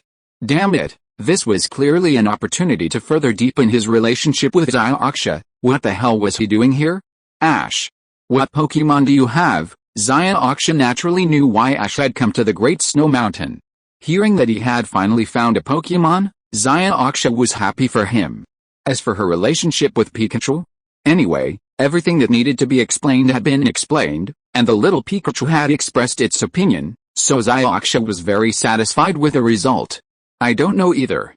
I just saw the shape of that Pokémon, but its appearance was somewhat human-like, and it seemed to be female. As night fell, Ash's vision was naturally limited in the snowy mountains. He only caught a fleeting glimpse before rushing back. Whatever Pokémon it was, encountering even one was already a feat. Pikachu, holy crap. No way? Hearing Ash's words, Misty hadn't reacted yet, but Mu Chen was in an uproar. You see, Mu Chen had previously received a quest to capture Pokémon in the snowy mountains. He was prepared to just catch any wild beast. At worst, that beast would keep that unfortunate Pidgeotto company. But unexpectedly, Ash said that the Pokémon he found was human-shaped, and even female? Ha ha ha. It seems I truly am the chosen one of this world. Even without the system's series of quests, every Pokémon I encounter is a cheerleader. This is insane. This luck is defying the heavens. The contrast between the beast and the young lady was striking. Having prepared himself for the beast, the sudden appearance of a young lady was incredibly exciting for Mu Chen. Ha ha ha. Pikachu, you're excited too, aren't you? You're about to have a new companion. Seeing Pikachu's excited expression, I was even more thrilled. Pikachu and he were becoming increasingly close. Zhi. It's so late, are you going now? The snowy mountains weren't safe, especially at night, so Misty was bound to have concerns. Oh. Don't worry. With Pikachu by my side, everything will be fine. Misty, I'll leave Gardevoir to protect you, you stay here obediently. Seeing that Misty didn't intend to follow, Zhi didn't insist. Having Pikachu with him was enough. Pika Pika. Similarly, Mu Chen didn't care whether Misty followed or not. His cheerleading squad was about to gain a new young lady. Mu Chen was filled with anticipation for this new member. Chapter 265 I'll fight tooth and nail to lose. Pikachu, holy crap. Help. At this moment, Mu Chen was frantically digging at the mud and snow behind him. Damn it, system, are you kidding me? Looking at the Pokémon that Ash described as resembling a woman, Mu Chen felt like a million Tauros were surging through his mind. This is too much? Ash, what's wrong with your eyes? This is what you call resembling a humanoid? Okay, yes, if you only look at the back, then this back view is indeed not bad. But when this thing turned around, Mu Chen collapsed. Jiro-chan, the Pokémon that made this sound not only had a resemblance to a humanoid, but also had a resemblance to a humanoid name, Jinx. Looking at that blank face like an Indian, looking at those dazzling red lips, looking at that barrel-shaped body with absolutely no curves from top to bottom, how could Mu Chen not collapse? Yes. Damn it, I wanted to form a cheerleading squad of young ladies. But I can't have this thing, can I? Is this a young lady? Even old women don't have this much. Mu Chen declared that he would rather die on the battlefield than help Ash catch this Jinx. Pikachu. Let's battle, let's catch it. Ash, of course, had no idea what Mu Chen was thinking. After seeing the Jinx, Ash had already decided to catch it. Ice-type Pokémon aren't very common in the Kanto region, and catching one would be a good addition to Ash's team. Pikachu, no way. I'd rather die than go, you go yourself. Battle? Are you kidding me? How can you battle this thing? Just thinking about the system giving him a series of malicious quests later on, Mu Chen absolutely couldn't muster the courage to fight it. Pikachu? What's wrong? Don't want to battle again? Okay, then I choose you, Vivi. Seeing Pikachu repeatedly shaking its head and refusing to fight, Ash naturally assumed that the guy had entered a state of truce again. Seeing this, Ash didn't think much of it. Anyway, he had grabbed other Pokeballs on his way back to the cave, so even if Pikachu didn't participate, he had a substitute. But before Ash could finish speaking, before he could even throw the Pokeball, Pikachu had already charged at the curious Jinx. Pika Pika, damn it. You're still up to no good. No way. This battle can't let Ash summon other Pokemon to fight. What if Ash accidentally wins? Just thinking about that scene made Mu Chen's heart sink. To prevent that terrifying future from happening, Mu Chen decisively chose to fight himself. I'm going to lose this battle.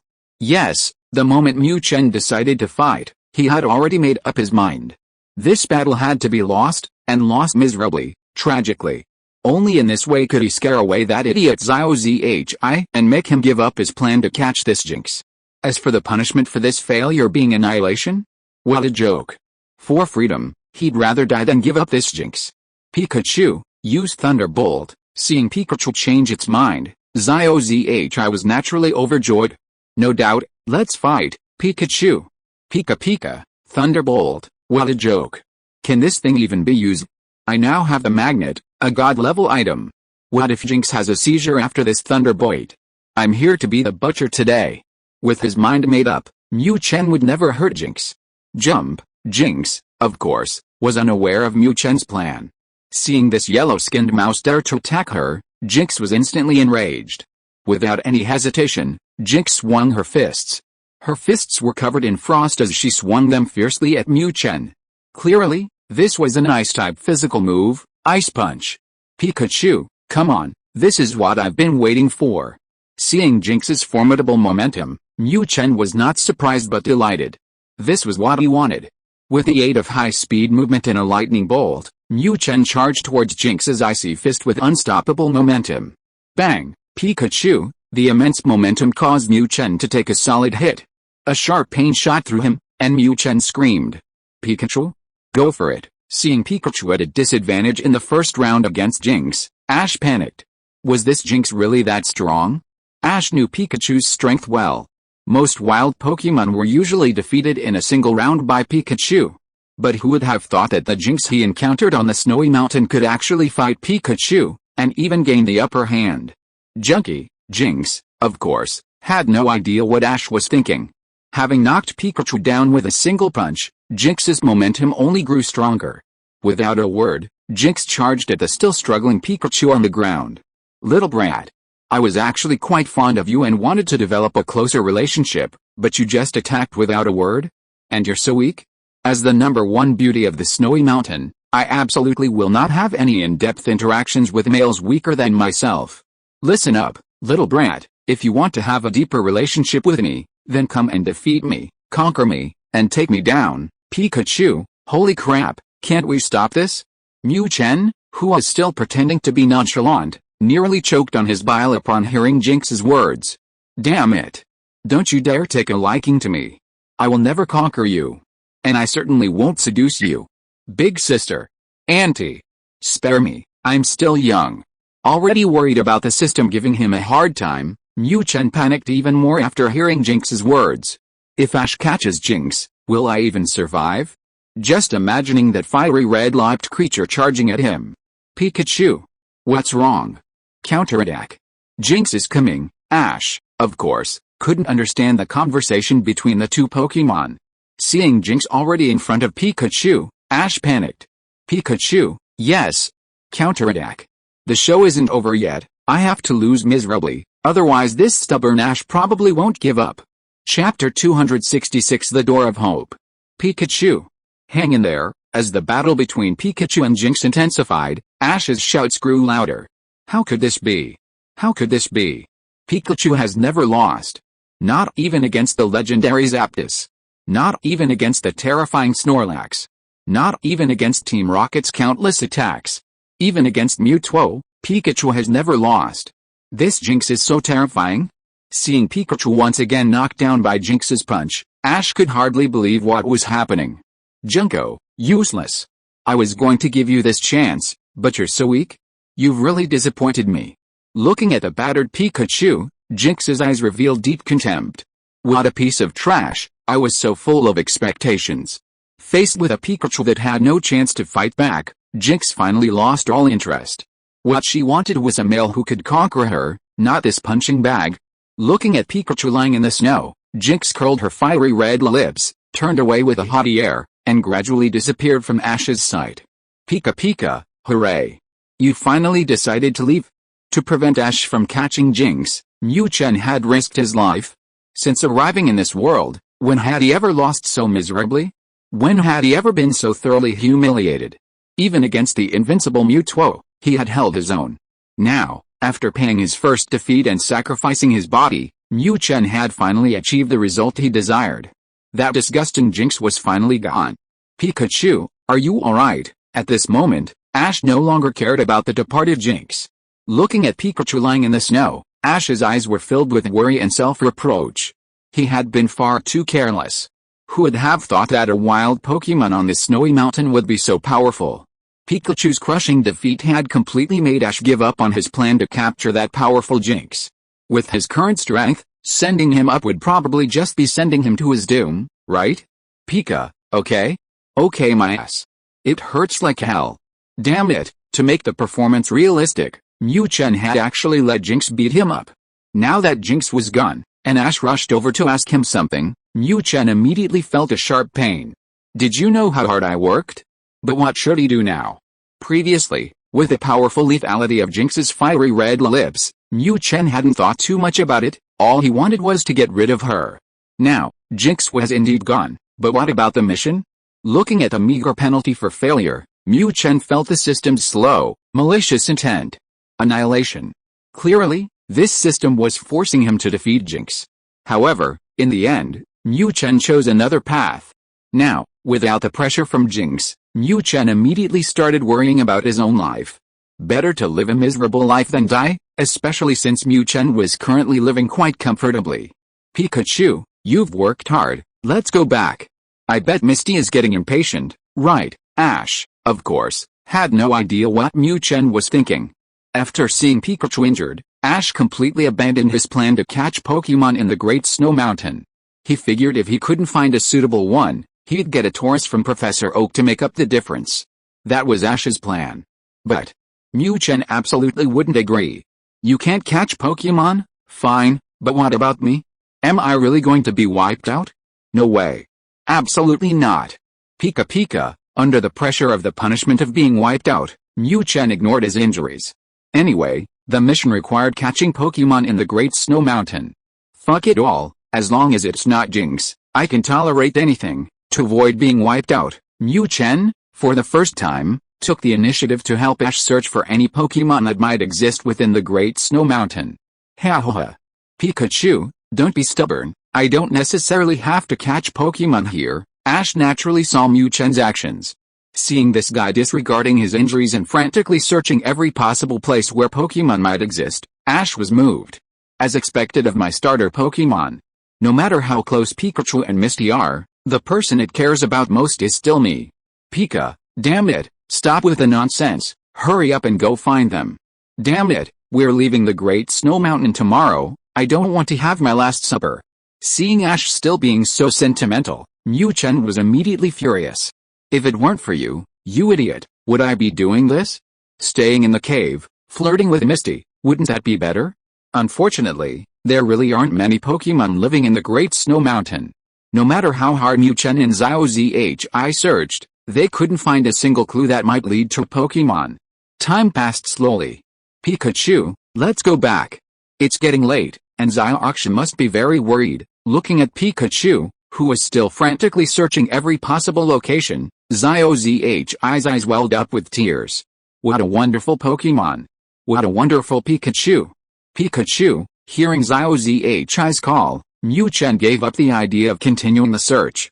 Now it was completely dark, and visibility was poor. It was impossible to find this already incredibly rare Pokémon. Damn it. Looks like I'll have to get up early tomorrow. There was still a day left, so Mu Chen wasn't in a huge hurry. As long as he worked hard tomorrow, Mu Chen refused to believe that there was only one unlucky Jinx in such a vast snowy mountain. If it really was just one Jinx, he might have to endure it to save his life. You only realize the value of something when you lose it, let alone life itself. Under the pressure of the system's punishment, the pressure in Mu Chen's heart was increasing with each passing day. Unfortunately, today was simply not a good day to continue the search. Just as Mu Chen and Xiao Zhi decided to give up and return to the cave, a faint cry suddenly rang out. Meow meow. Hearing this cry, Mu Chen's ears perked up immediately. Holy crap! That cry was definitely from a Pokémon. And it definitely wasn't Jinx's raspy voice. At that moment, Mu Chen felt as if a door of hope was slowly opening for him. Damn it! Whatever you are, I'm going to get you. Chapter 267 Shadow Clone. Ah! What kind of Pokémon is that? Pikachu suddenly dashed off in one direction, and Ash naturally had to chase after it. When Ash caught up, what appeared before him was a Pokémon he had never seen before. Looking at the snow-white Pokémon, which resembled a young girl, Ash quickly pulled out his Pokédex. Pikachu, not bad. Mu Chen also didn't recognize this creature. However, this Pokémon looked much better than Jinx. What made Mu Chen even happier was that this Pokémon also looked like a young lady. Ah! I know, it's Frostless. I didn't expect there to be a Frostless in the Kanto region. Pikachu, can you still battle? Encountering Frostless, a Pokémon unique to the Sinnoh region, in the Kanto region, Ash immediately had the urge to catch it again. Of course, because of Pikachu's previous crushing defeat, Ash also had some reservations. The Pokémon on these snowy mountains seemed to be incredibly powerful. The Jinx from before easily defeated Pikachu. Now, who knows how strong this Frostless is? Pikachu, can she even fight? You're kidding. I'm as strong as a rock.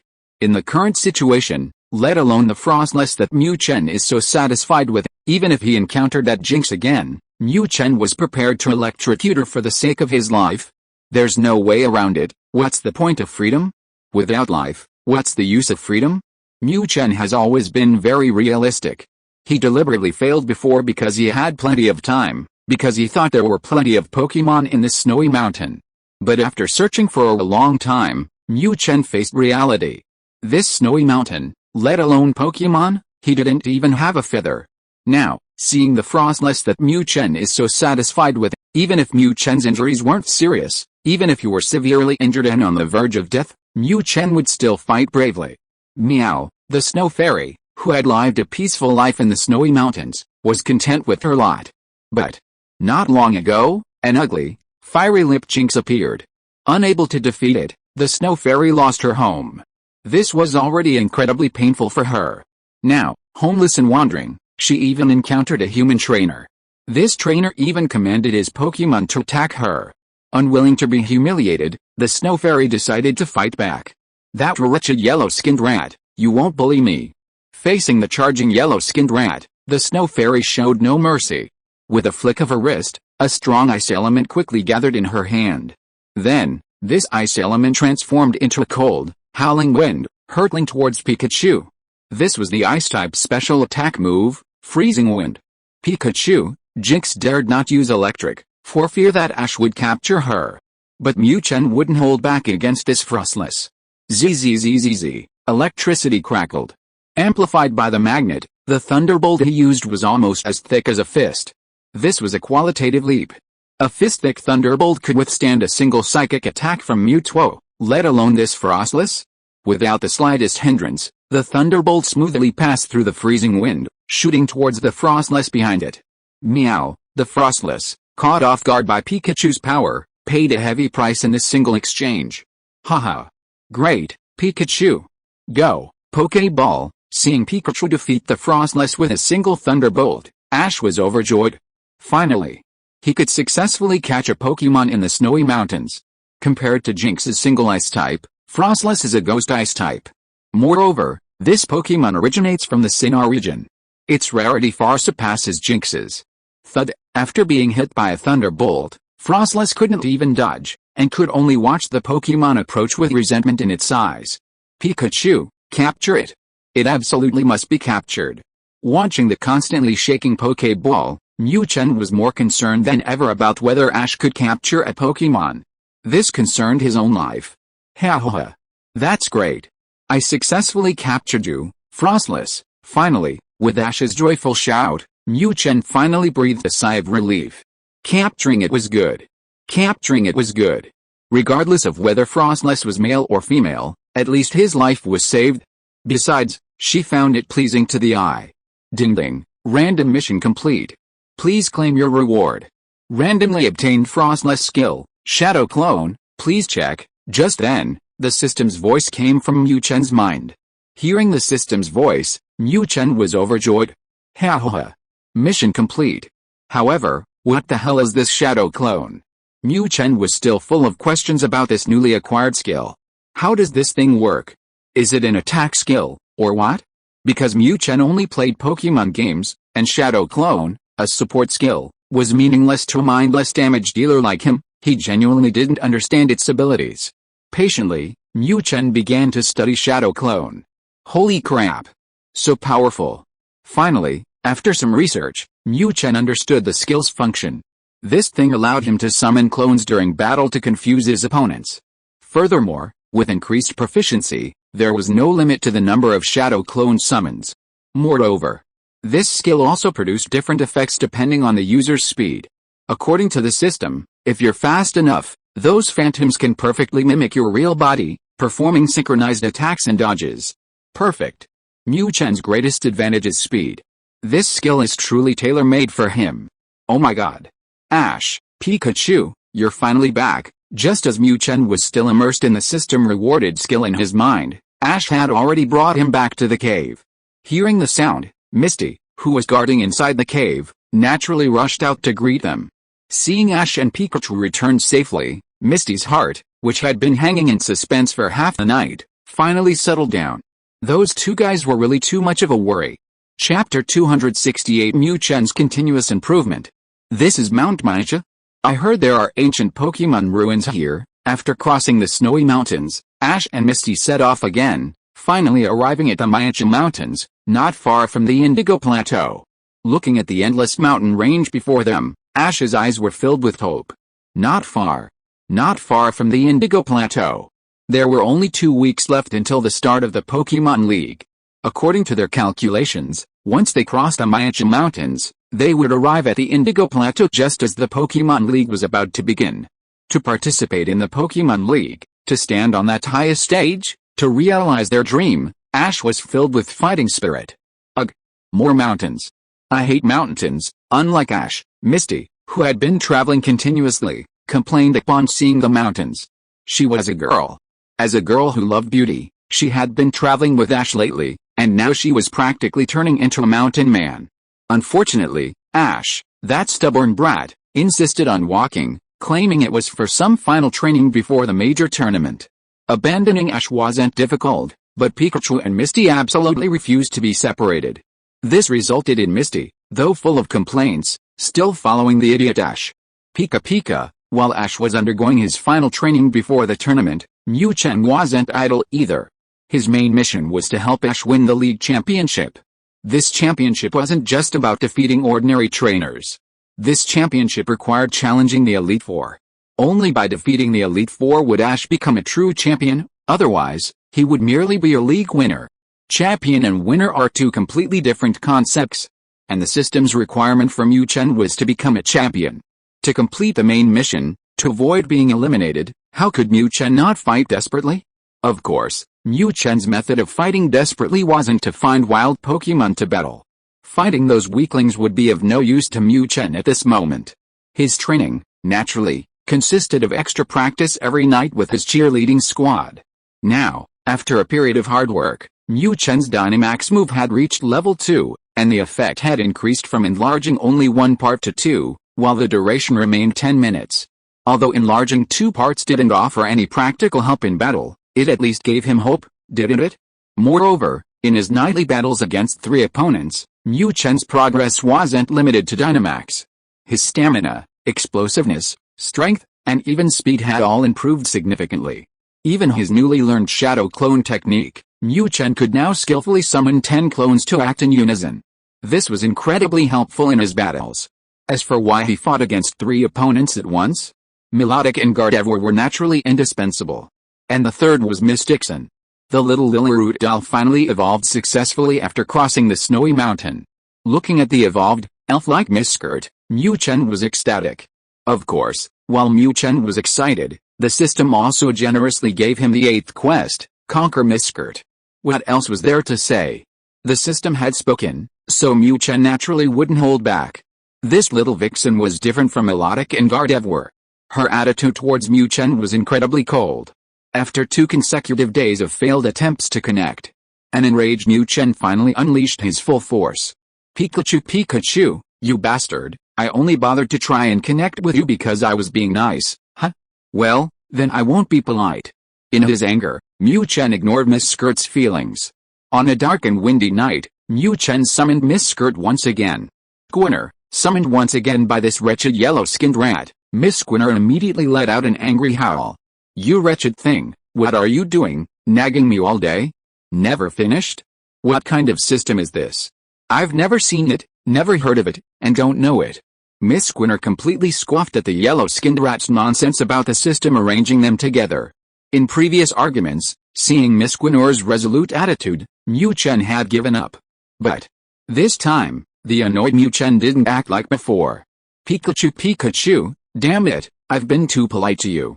A spendthrift woman shouldn't be indulged. Previously, Mu Chen had been considering how to ease the tension with Miss Squinter because of future interactions. But unexpectedly, this Lilyroot doll, who had basically stopped fighting with him before evolution, became even more aggressive after evolving? What else is there to say? Let's fight. High-speed movement activated, a flash of lightning followed. But that wasn't enough. Mu Chen also activated his newly learned shadow clone technique. More than 10 phantoms charged straight at her, and Miss Squinter panicked. Was this yellow-skinned rat crazy? Why did it attack without warning? Wasn't it trying to cultivate a relationship with her before? Why was it so impatient? If it cultivated a few more times, wouldn't she have given in? Why was it in such a hurry? Unfortunately, even if Miss Squinter wanted to, facing this lightning-fast Pikachu, she had no chance whatsoever. Squinter, the difference in strength between them was too great. Miss Squinter couldn't even put up a fight. In her panic, Miss Squinter could only randomly choose 2 phantoms to counterattack. After the counterattack missed, it was no surprise that she was knocked to the ground by the yellow-skinned rat. Facing a fallen opponent, how could Mu Chen possibly show the slightest mercy? Pikachu, Pikachu, Miss Skirt? Serves you right for disobeying me, for not cultivating our relationship. Now you're punished. To conquer Miss Skirt in one go, Mu Chen immediately activated Dynamax. Ignoring her struggles, Mu Chen decisively launched a brutal attack. Gunny. Gunny. Gunny. Under Mu Chen's storm-like onslaught, Miss Skirt's mournful cries echoed through the night sky. Clearly, she was filled with regret. If I'd known this thing was so brutal, I would have just given in. Having successfully subdued Miss Skirt, Mu Chen, while completing his mission, also activated his 1 vs 3 mode. This way, he could maximize his potential, right? Chapter 269 Ruins. Ding ding, random quest activated. The ancient ruins on Mount Myacha harbor legendary ancient Pokémon. Young man, wouldn't you like to battle those gigantic ancient Pokémon? Quest requirements, defeat the ancient Pokémon on Mount Myacha. Quest rewards, unknown. Failure penalty, if you can't win, even this system can't save you. Finally, a friendly reminder, this random quest is the last one before the league tournament. Young man, seize the opportunity. After several days of travel, the system's electronic voice, which Mu Chen had been eagerly awaiting, finally arrived. However, this time it wasn't the chain quest Mu Chen had been expecting. Mu Chen had assumed that after defeating Miss Skirt, the chain quest would unlock its 9th stage, such as conquering the Snow Fairy. But this time, Mu Chen was disappointed. After the 8th stage of the chain quest ended, the system seemed to have forgotten about it, with no further updates. And now, after a long wait, the system's voice finally arrived, only to reveal a random quest. Mu Chen still had many doubts about this suddenly appearing random mission. This mission actually put him in the face of an ancient Pokémon? This is ridiculous. And a gigantic one at that? Mu Chen had a very vivid memory of these creatures. The Dragonite that taught him Thunderbolt was enormous. Now, this system was actually making him fight these creatures, even requiring him to defeat them? Are you kidding me? Although the system said that this random mission was the last one before the league tournament, Mu Chen's last chance to increase his strength, this opponent was a bit too much, wasn't it? Unfortunately, he couldn't fight City Hall. The system mission had already been issued, and there was no way to take it back. Damn it. Whatever, I refuse to believe that with my current strength, I can't beat a few wild Pokémon. Through continuous battles with various powerful opponents, Mu Chen's confidence grew day by day. Of course, the previous Jinx attack doesn't count. Ash. There seems to be a ruin ahead. Let's rest there before continuing. The continuous traversing of mountains and valleys was indeed too much for a delicate girl like Misty. Finally, after crossing a mountain ridge, a slightly weathered ruin appeared before Ash and Misty. Huh. I didn't expect there to be an ancient ruin here. Misty, you rest here, I'll go see if there are any ancient Pokémon fossils inside. Ash still felt an endless longing for his once-owned Aerodactyl. Now, having discovered ruins connected to ancient times again, Ash was excited. You're really Pikachu. Let's ignore him and let him go by himself. They finally had a chance to rest, but Ash still wanted to explore the ruins. Misty was speechless. Why, between two teenagers of similar age, did Ash have so much energy? Pikachu, holy crap. What do we do now? At this moment, Mu Chen was caught in a dilemma. Xiaoxia wanted to stay and rest, and watching her constantly pound her incredibly long, white legs was an irresistible temptation for Mu Chen. But this guy, Xiaoxi, actually wanted to explore the ruins right now? Damn it. The system mission said that there were ancient Pokémon inside the ruins, and they were huge ones at that. What if this idiot Xiaoxi went in recklessly and alerted those Pokémon? The system required defeating the opponent, but it didn't say whether the opponent was one or several. What if there was a whole group living inside? And this idiot lured them all out? Would I be in big trouble? Just thinking about that possibility made Mu Chen see countless tourists running past his eyes. Pikachu? What's wrong? Are you going in with Xiaoxi? Xiaoxia originally thought that, given Pikachu's nature, it would definitely pounce on him with shining eyes after seeing his sore thighs. Unexpectedly, this guy changed today. Faced with such strong temptation, this little rascal actually abandoned himself and chose to explore the ruins with that stubborn kid. Ash? What's wrong with him? Did I not sleep well? Am I hallucinating? Of course, Xiaoxia wouldn't hallucinate. After some hesitation, Mu Chen finally chose to go with that idiot Ash. A powerful figure is valuable, but life is more precious. Mu Chen was very clear about Ash's ability to cause trouble. If I didn't keep an eye on him, he would definitely drag his entire family back to the grave. For the sake of his own life, Mu Chen gritted his teeth and tearfully chose to make the painful decision to leave. Xiaoxia, I'm sorry, please forgive me. Ha ha ha. Xiaoxia, did you see that? Pikachu also loves adventure. Am I right? Pikachu, don't you also yearn to see those ancient Pokémon? Seeing that Pikachu had chosen to go with him, Ash burst into laughter. Ultimately, Pikachu is still his starter Pokémon. Even if Xiaoxia is close to him, his relationship with Pikachu is unbreakable. Pikachu, what the hell? Where does your confidence come from? Who the hell likes adventures like you? I like long, white legs. I did before, I do now, and I will do in the future. Hearing Ash's idiotic words, Mu Chen was so angry he almost sent him a lightning bolt to kill Matt. Is it because I haven't been using lightning on you lately that you're starting to get itchy again? Ash. If you're going, go now, don't bother me. Xiaoxia was furious that Pikachu didn't stay to accompany her. Hearing Ash's idiotic reply, Xiaoxia's anger rose even higher. At this moment, her thoughts were completely synchronized with Mu Chen's. Let's go, Pikachu, let's go find those unknown ancient Pokémon. Ignoring the angry Xiaoxia, Ash strode excitedly forward. If Ash could capture another ancient Pokémon before the League Championship begins, it would greatly boost his strength. Currently, Ash's Pokémon are Melodic, Gardevoir, Pikachu, Pidgeotto, Sylveon, and Frostless. The first three are naturally powerful.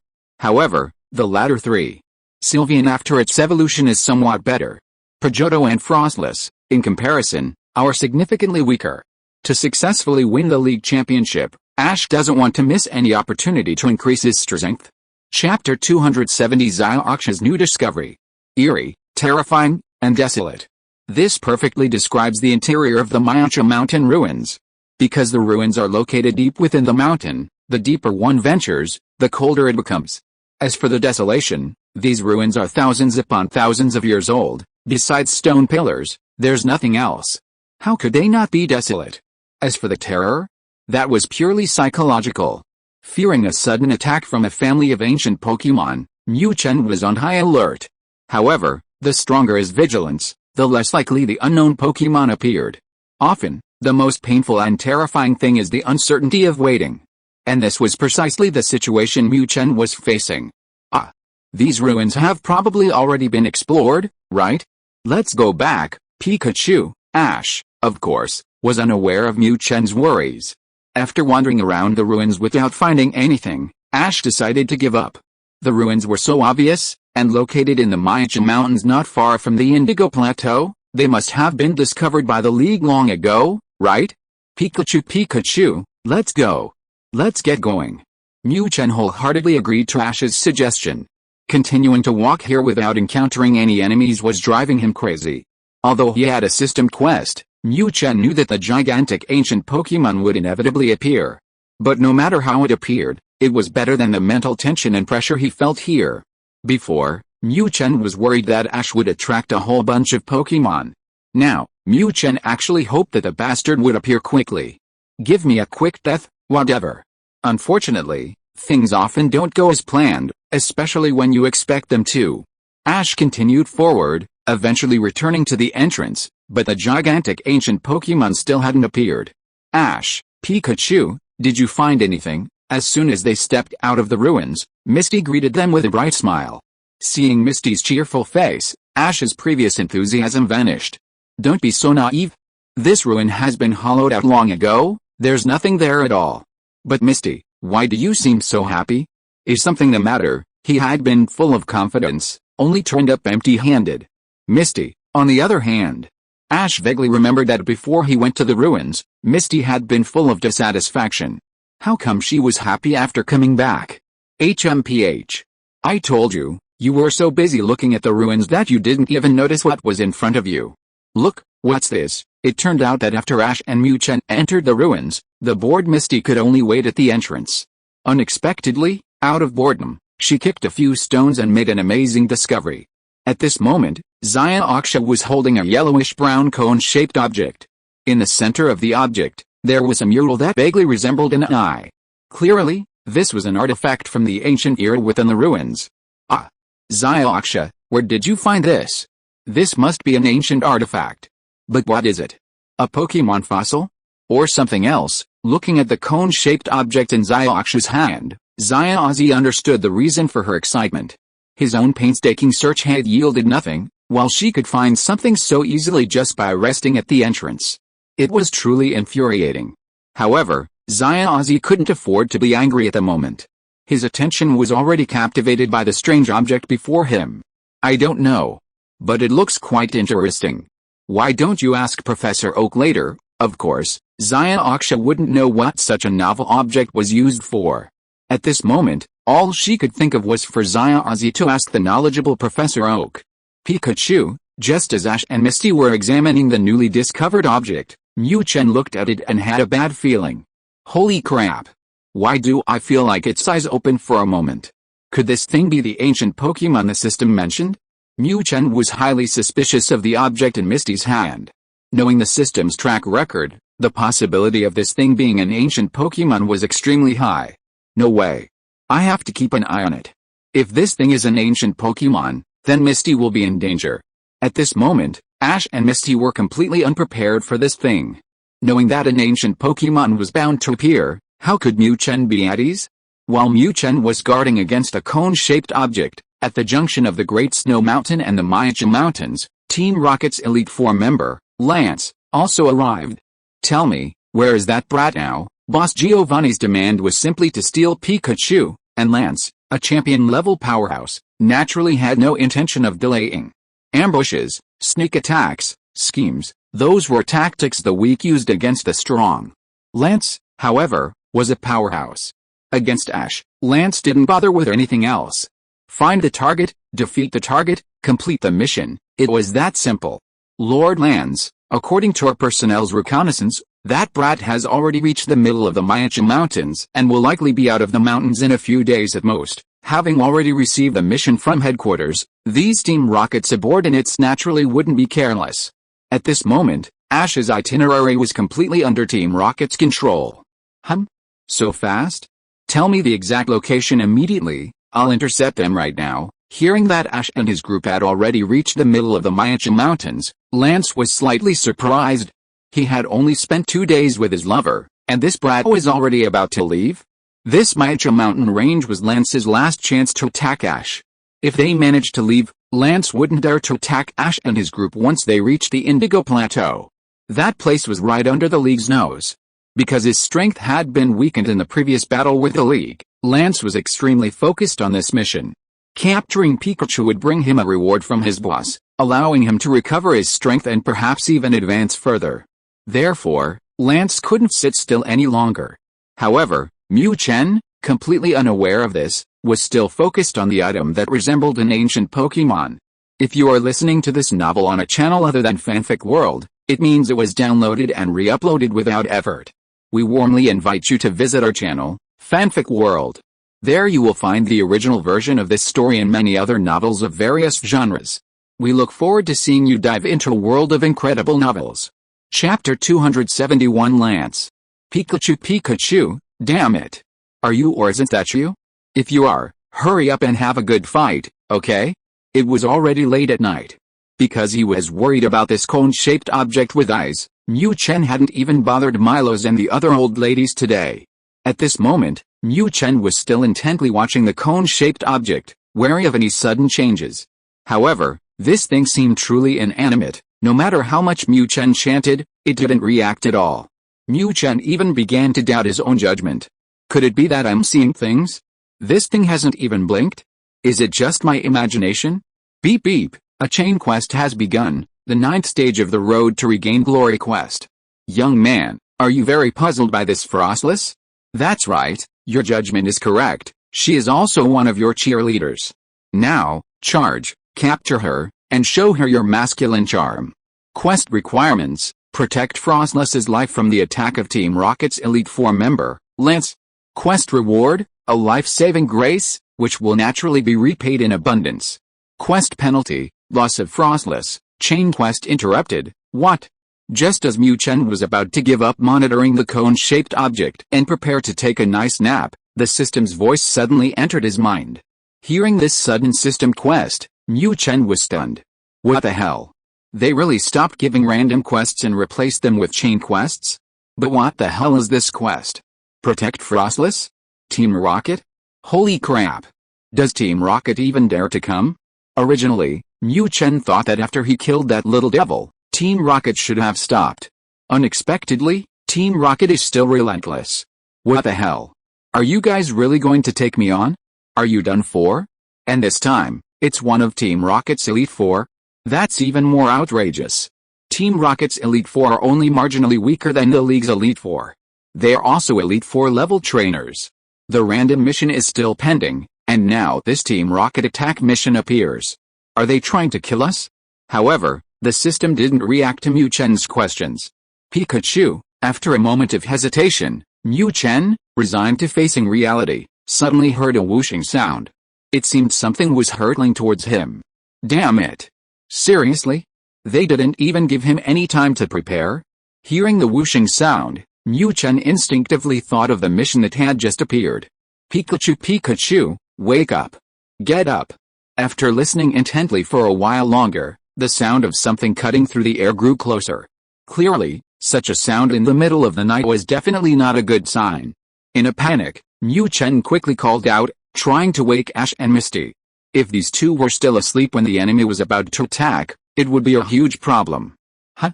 What's wrong, Pikachu? Why aren't you sleeping? Ash was completely bewildered when Pikachu woke him. What was he doing here in the middle of the night? Pikachu, did you find something? Unlike the bewildered Ash, Misty, who knew Pikachu well, immediately became alert. This little rascal's intelligence was in no way inferior to humans. Its sudden call in the middle of the night was definitely not normal. Ha ha ha. I didn't expect you little thing to be so alert. But don't worry, as one of Team Rocket's Elite Four members, I, Lance, will not launch a sneak attack on you. Now that you've regained your senses, just surrender.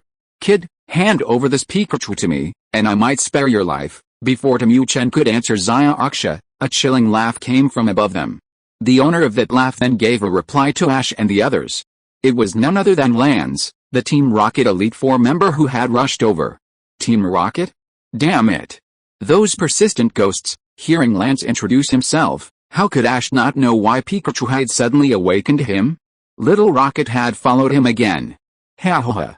Kid, I'm not one of those trash like Kasaburo. Now, I'll give you two choices. Hand over Pikachu. Or, die. As an Elite Four member, even with his strength diminished, Lance still held a superior attitude towards Ash. In his eyes, Ash was nothing but an ant. HMPH. Do you think I'm afraid of you? Gardevoir, Melodic, Frostless, come out. Pikachu, prepare for battle. Because it was midnight, Ash didn't summon Gardevoir and Pidgeotto. These two Pokemon were relatively weak in night battles. On the contrary, Frostless, a ghost-type Pokemon, would actually be stronger at night. Although Ash was often a bit naive, he was quite knowledgeable about the abilities of his Pokemon. As for why Ash didn't consider the glory of one-on-one battles after seeing Team Rocket, he was joking. The glory of one-on-one battles depended on the opponent, okay?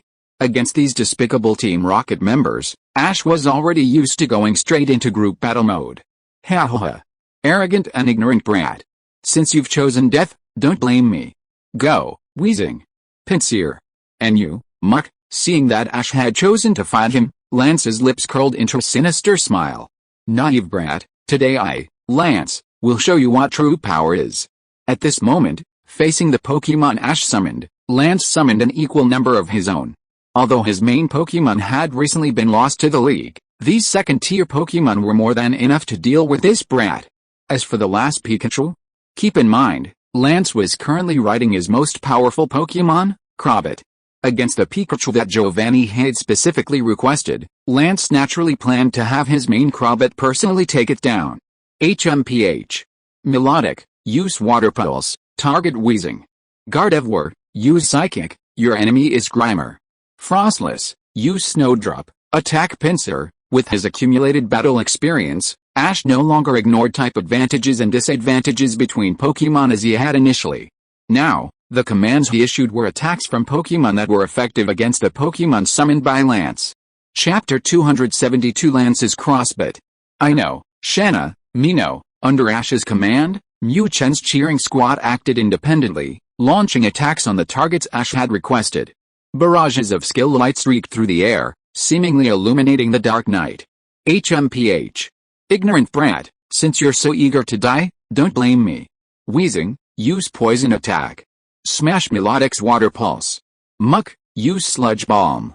Today, let this brat see that type advantage requires strength. Pinsir, use Bug Bite.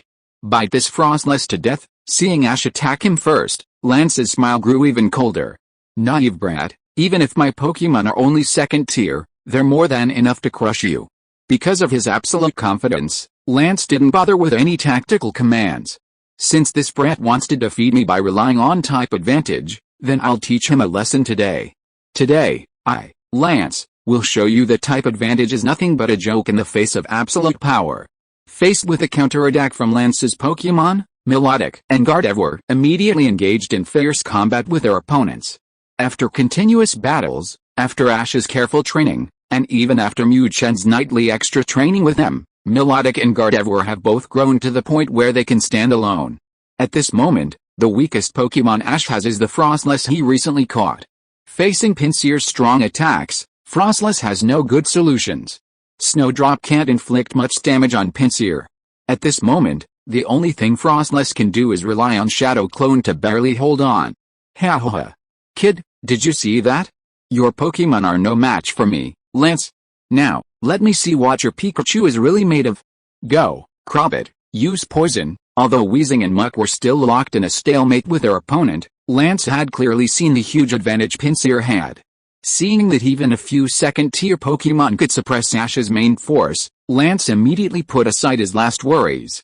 This kid was indeed just an ordinary trainer, not some kind of wolf in sheep's clothing. With no more concerns in his heart, Lance decisively ordered Crobat to attack Pikachu. This Pikachu was the real reason Lance had come here.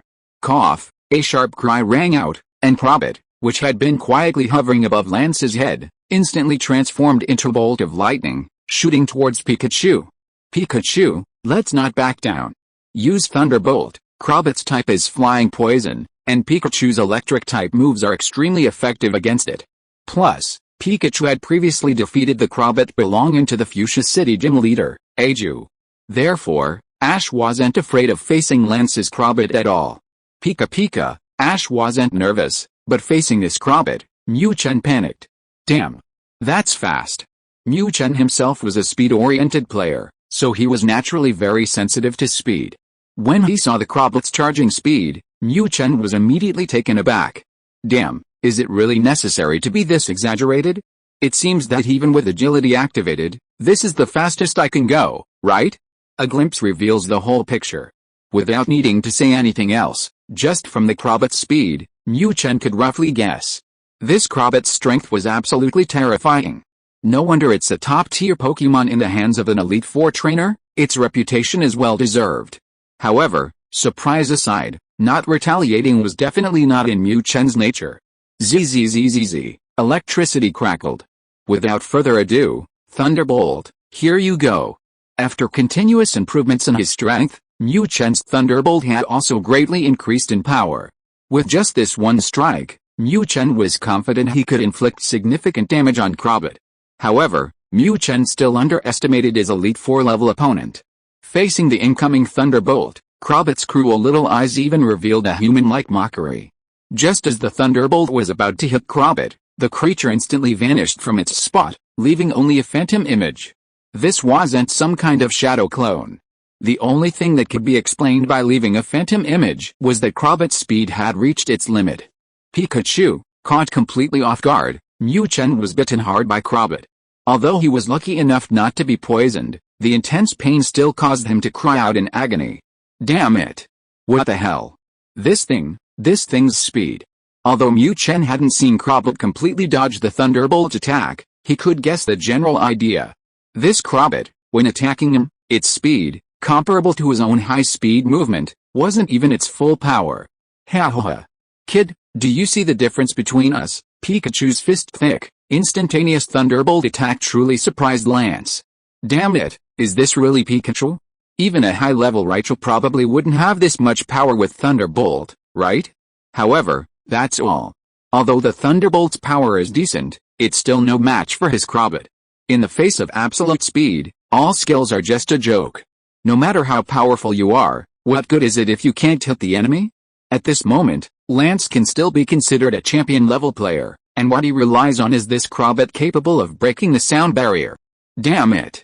Pikachu, use Thunder Wave. Seeing Pikachu's Thunderbolt miss, Ash was also surprised. This Crobat's speed could actually dodge a Thunderbolt at such close range? This is too unbelievable. However, Crobat did dodge, and even Pikachu was attacked as a result. Helpless, Ash could only have Mu Chen change tactics. The more an opponent relies on speed, the more he fears moves like Thunder Wave that can paralyze them.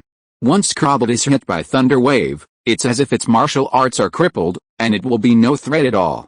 Pika, Ash, this guy has become smarter. Hearing Ash's command, Mu Chen didn't hesitate at all. This guy has indeed grown with continuous battles. At least now his command is truly flawless. But, just as Mu Chen was about to use the electromagnetic wave, the Snow Demoness let out a painful cry. Mino. Chapter 273 Rescuing the Snow Fairy. Pikachu, damn it. Stop right there. He had originally planned to focus entirely on dealing with this Crobat, and then study his woman after defeating it. But unexpectedly, the battle between Mu Chen and the Crobat had barely begun when the Snow Fairy was already weakened. Attracted by the cries, Mu Chen quickly turned his head. What he saw made him panic. Holy crap! This is my chosen girl, what the hell are you doing with her? At this moment, the Snow Fairy's slender body was heavily pressed down by the armored giant. Even more disgustingly, the creature was still writhing.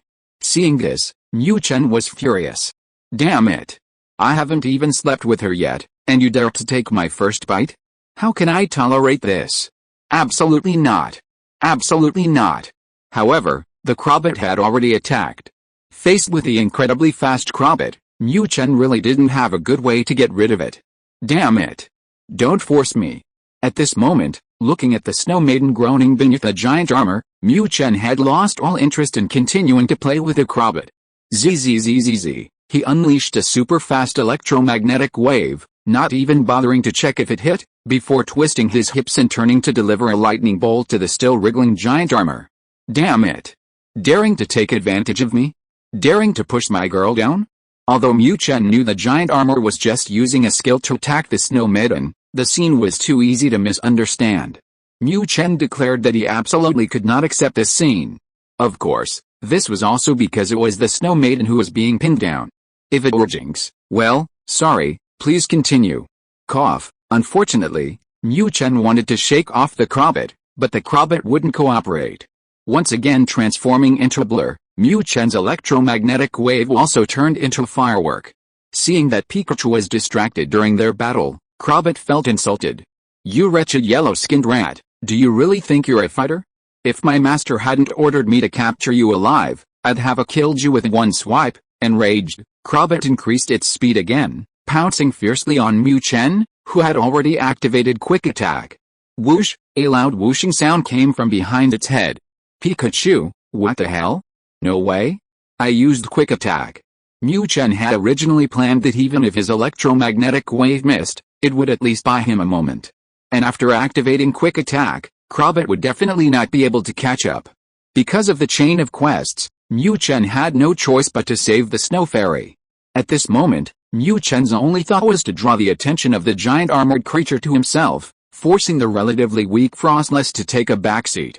Frostless could hold its own against ordinary trainers' Pokémon. But against a champion-level Pokémon like this, even if it was only a second-tier Pokémon, Frostless was no match. At this moment, Mu Chen felt an overwhelming longing for Pidgeotto, that stubborn little devil. That guy was so good, hard-working and fearless. Even if he lost a layer of feathers after a battle, he never complained. Unfortunately, Ash really didn't summon this cannon fodder this time. At this moment, Mu Chen was most shocked by the Crobat. I already know you're fast, but this speed is a bit too much. You're faster than me, even with my Quick Attack, you can catch up. Mu Chen had once thought that after receiving the speed boost, his speed would at least be among the top in the Pokémon world. Unexpectedly, today he met his match, this Crobat. But how could Mu Chen know that this Crobat's ability to become a champion-level Pokémon relied on its incredible speed? Otherwise, in terms of pure attack power, it would probably be inferior to Aju's. Cough cough, Crobat naturally didn't care what Pikachu was thinking. At this moment, Crobat was completely in hunting mode. Pikachu was its prey. Its two huge claws flashed, and Crobat swooped down towards Pikachu. Clearly, if this attack hit, not only would Pikachu's Quick Attack be interrupted, but it would also suffer severe damage. Pikachu, if it were an ordinary Pokémon, it would be completely helpless against Crobat's lightning-fast attack. But Mu Chen was a veteran warrior with hundreds of battles to his name, incredibly experienced. Damn it, you want to catch me? Don't even think about it. The lightning bolt was abruptly interrupted, and electricity surged through Mu Chen's cheeks. Zzzzz. Immediately, a fist-thick bolt of 100,000 volts shot out. Its target was the night sky above Mu Chen's head. Normally, Mu Chen's 100,000 volts would only have the effect of a large firework. But with Crobat's rapid charge, the 100,000 volts had a different effect. Cough cough, just as the 100,000 volts reached mid-air, Crobat arrived. Faced with his straight-on 100,000 volts, Crobat panicked. The distance was too close, the appearance too sudden, Crobat couldn't even react. As if it had been planned, just as the 100,000 volts reached a certain height, Crobat pounced, completely absorbing the attack. Pikachu, 2B. This was Mu Chen's assessment of Crobat. So what if you're fast? I can predict. A single 100,000 volt blast sent the Crobat reeling, but Mu Chen ignored its reaction and unleashed Quick Attack again. Meanwhile, the adorable Snow Fairy was still groaning in pain beneath a brutal Jagras. Mu Chen had no idea how long she could hold out. He couldn't let her linger any longer. If she were to be taken down by Jagras, things would get really messed up. Although Mu Chen and Snow Fairy didn't have much of a romantic connection, she was still the woman the system had assigned him, wasn't she? Besides, what would happen to the chain of quests if Snow Fairy died? To complete these quests, Mu Chen had pushed through snakes and pounced on weeds. If he persisted until now and still failed, he truly didn't know if he would break down. Eek. Facing the delicate and easily pushed over Snow Fairy, Jagras was clearly enjoying himself.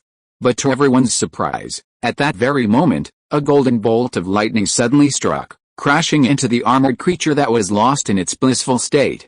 Chapter 274 Mu Chen under suppression. Meow. Rescued from Pinsir's clutches by Pikachu, the still shaken Frostless, like a wronged little wife, hid behind the yellow mouse with a pitiful expression. At this moment, in Frostless's eyes, this not-so-tall yellow figure seemed so safe. Pika Pika, little cutie, you stay in the back, I'll take care of this bastard. Hearing Frostless's call soften, Mu Chen knew that taking down this little cutie was much easier than taking down that wretched woman, Miss Skirt. That wretched woman, even now that Mu Chen had forcefully taken her, still resisted fiercely every time they fought. This wasn't the kind of resistance like Melodic or Gardev were. Mu Chen could feel that this wretched woman was genuinely resisting him. But so what? I'll just take you down, what can you do about it? Now, facing this delicate and easily pushed over cutie, Mu Chen was filled with protective instincts. This was exactly the type of girl men liked.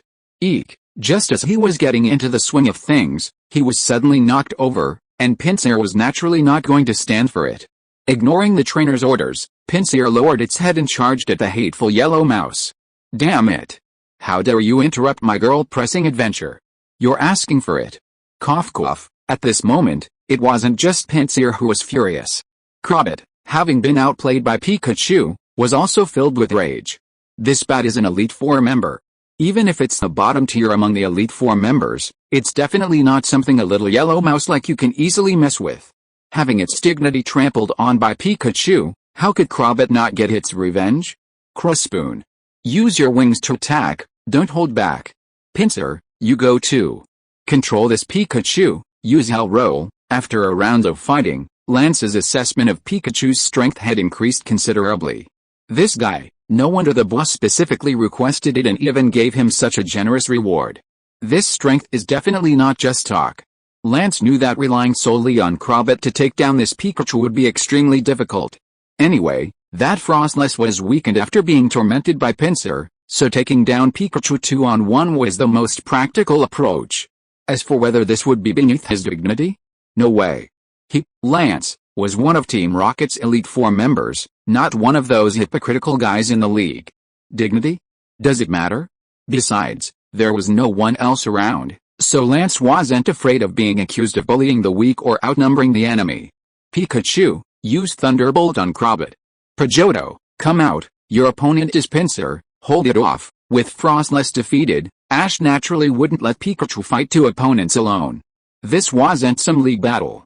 Beep beep. At Ash's call, the Iron-Head Pikachu that Mu Chen had been eagerly anticipating charged towards Pinsir in a flash of lightning. Clearly, Ash was relieving Pikachu's pressure, allowing it to face the Crobat's attack one-on-one. Pika Pika, Mu Chen understood Ash's meaning. He wouldn't refuse help. Now, dealing with the Crobat was the most important thing. Sizzle, sparks of electricity flashed across Mu Chen's cheeks again. This time, Mu Chen didn't obey Ash's command.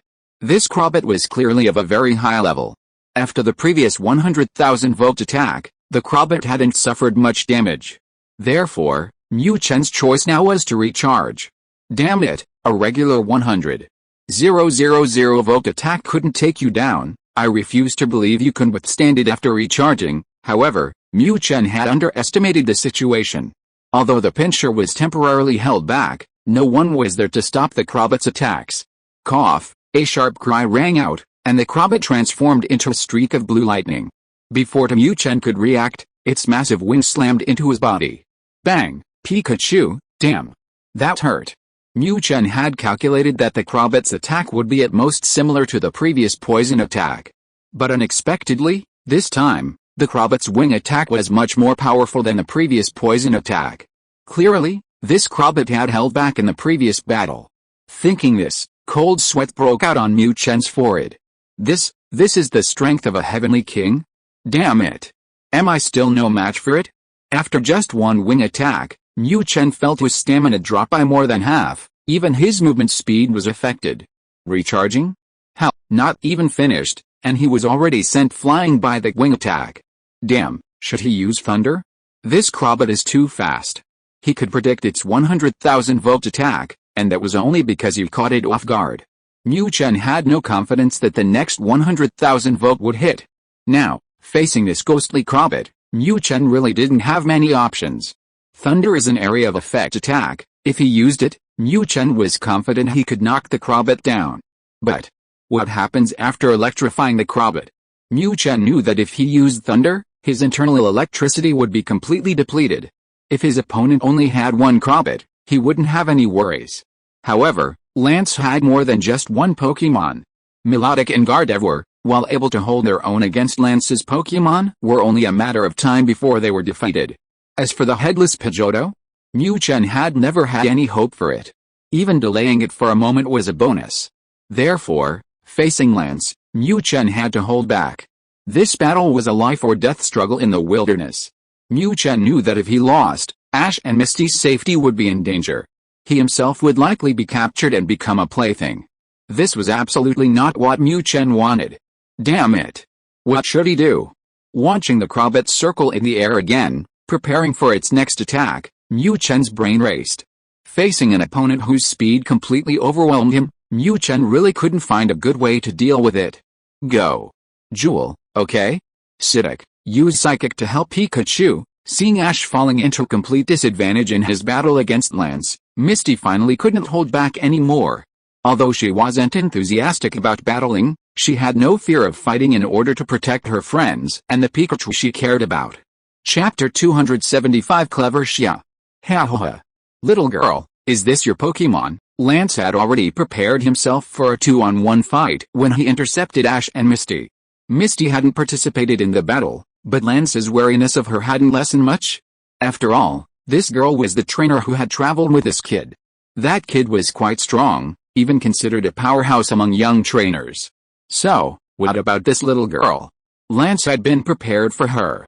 But unexpectedly, when she actually made her move, Lance realized he had overestimated his opponent.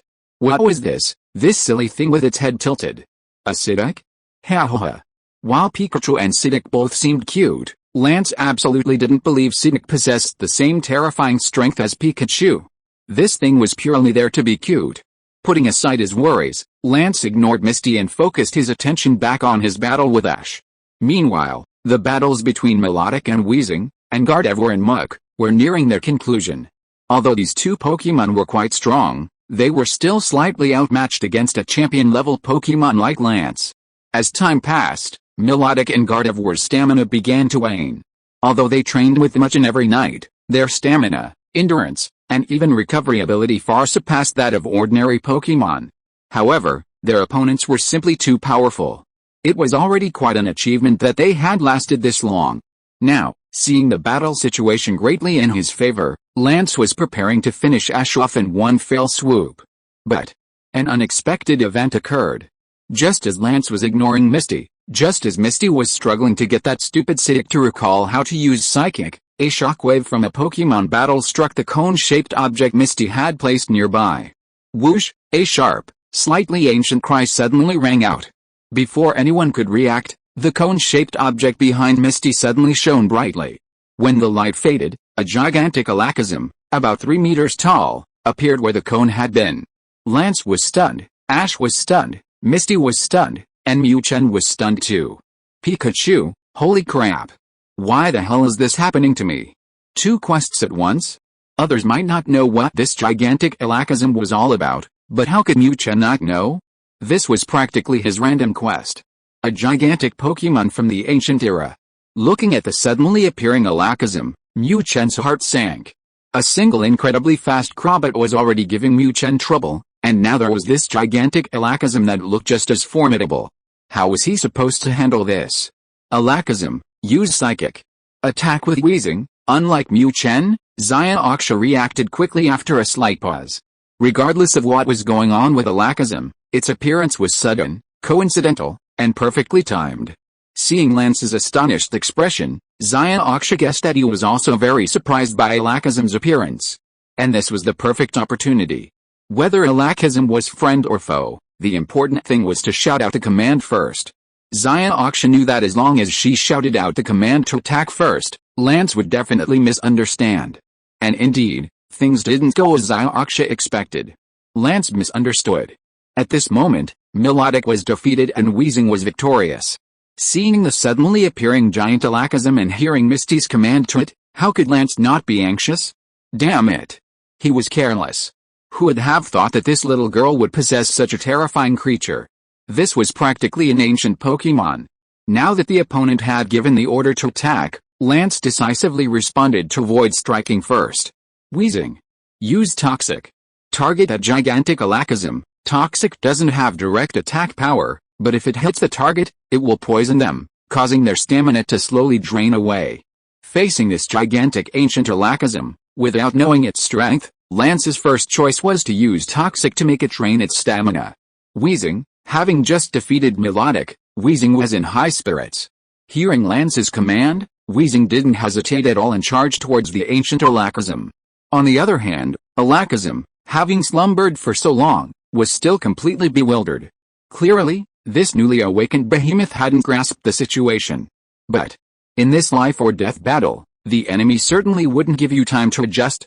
Before Alakazam could react, Weezing's venomous poison was already sprayed at it.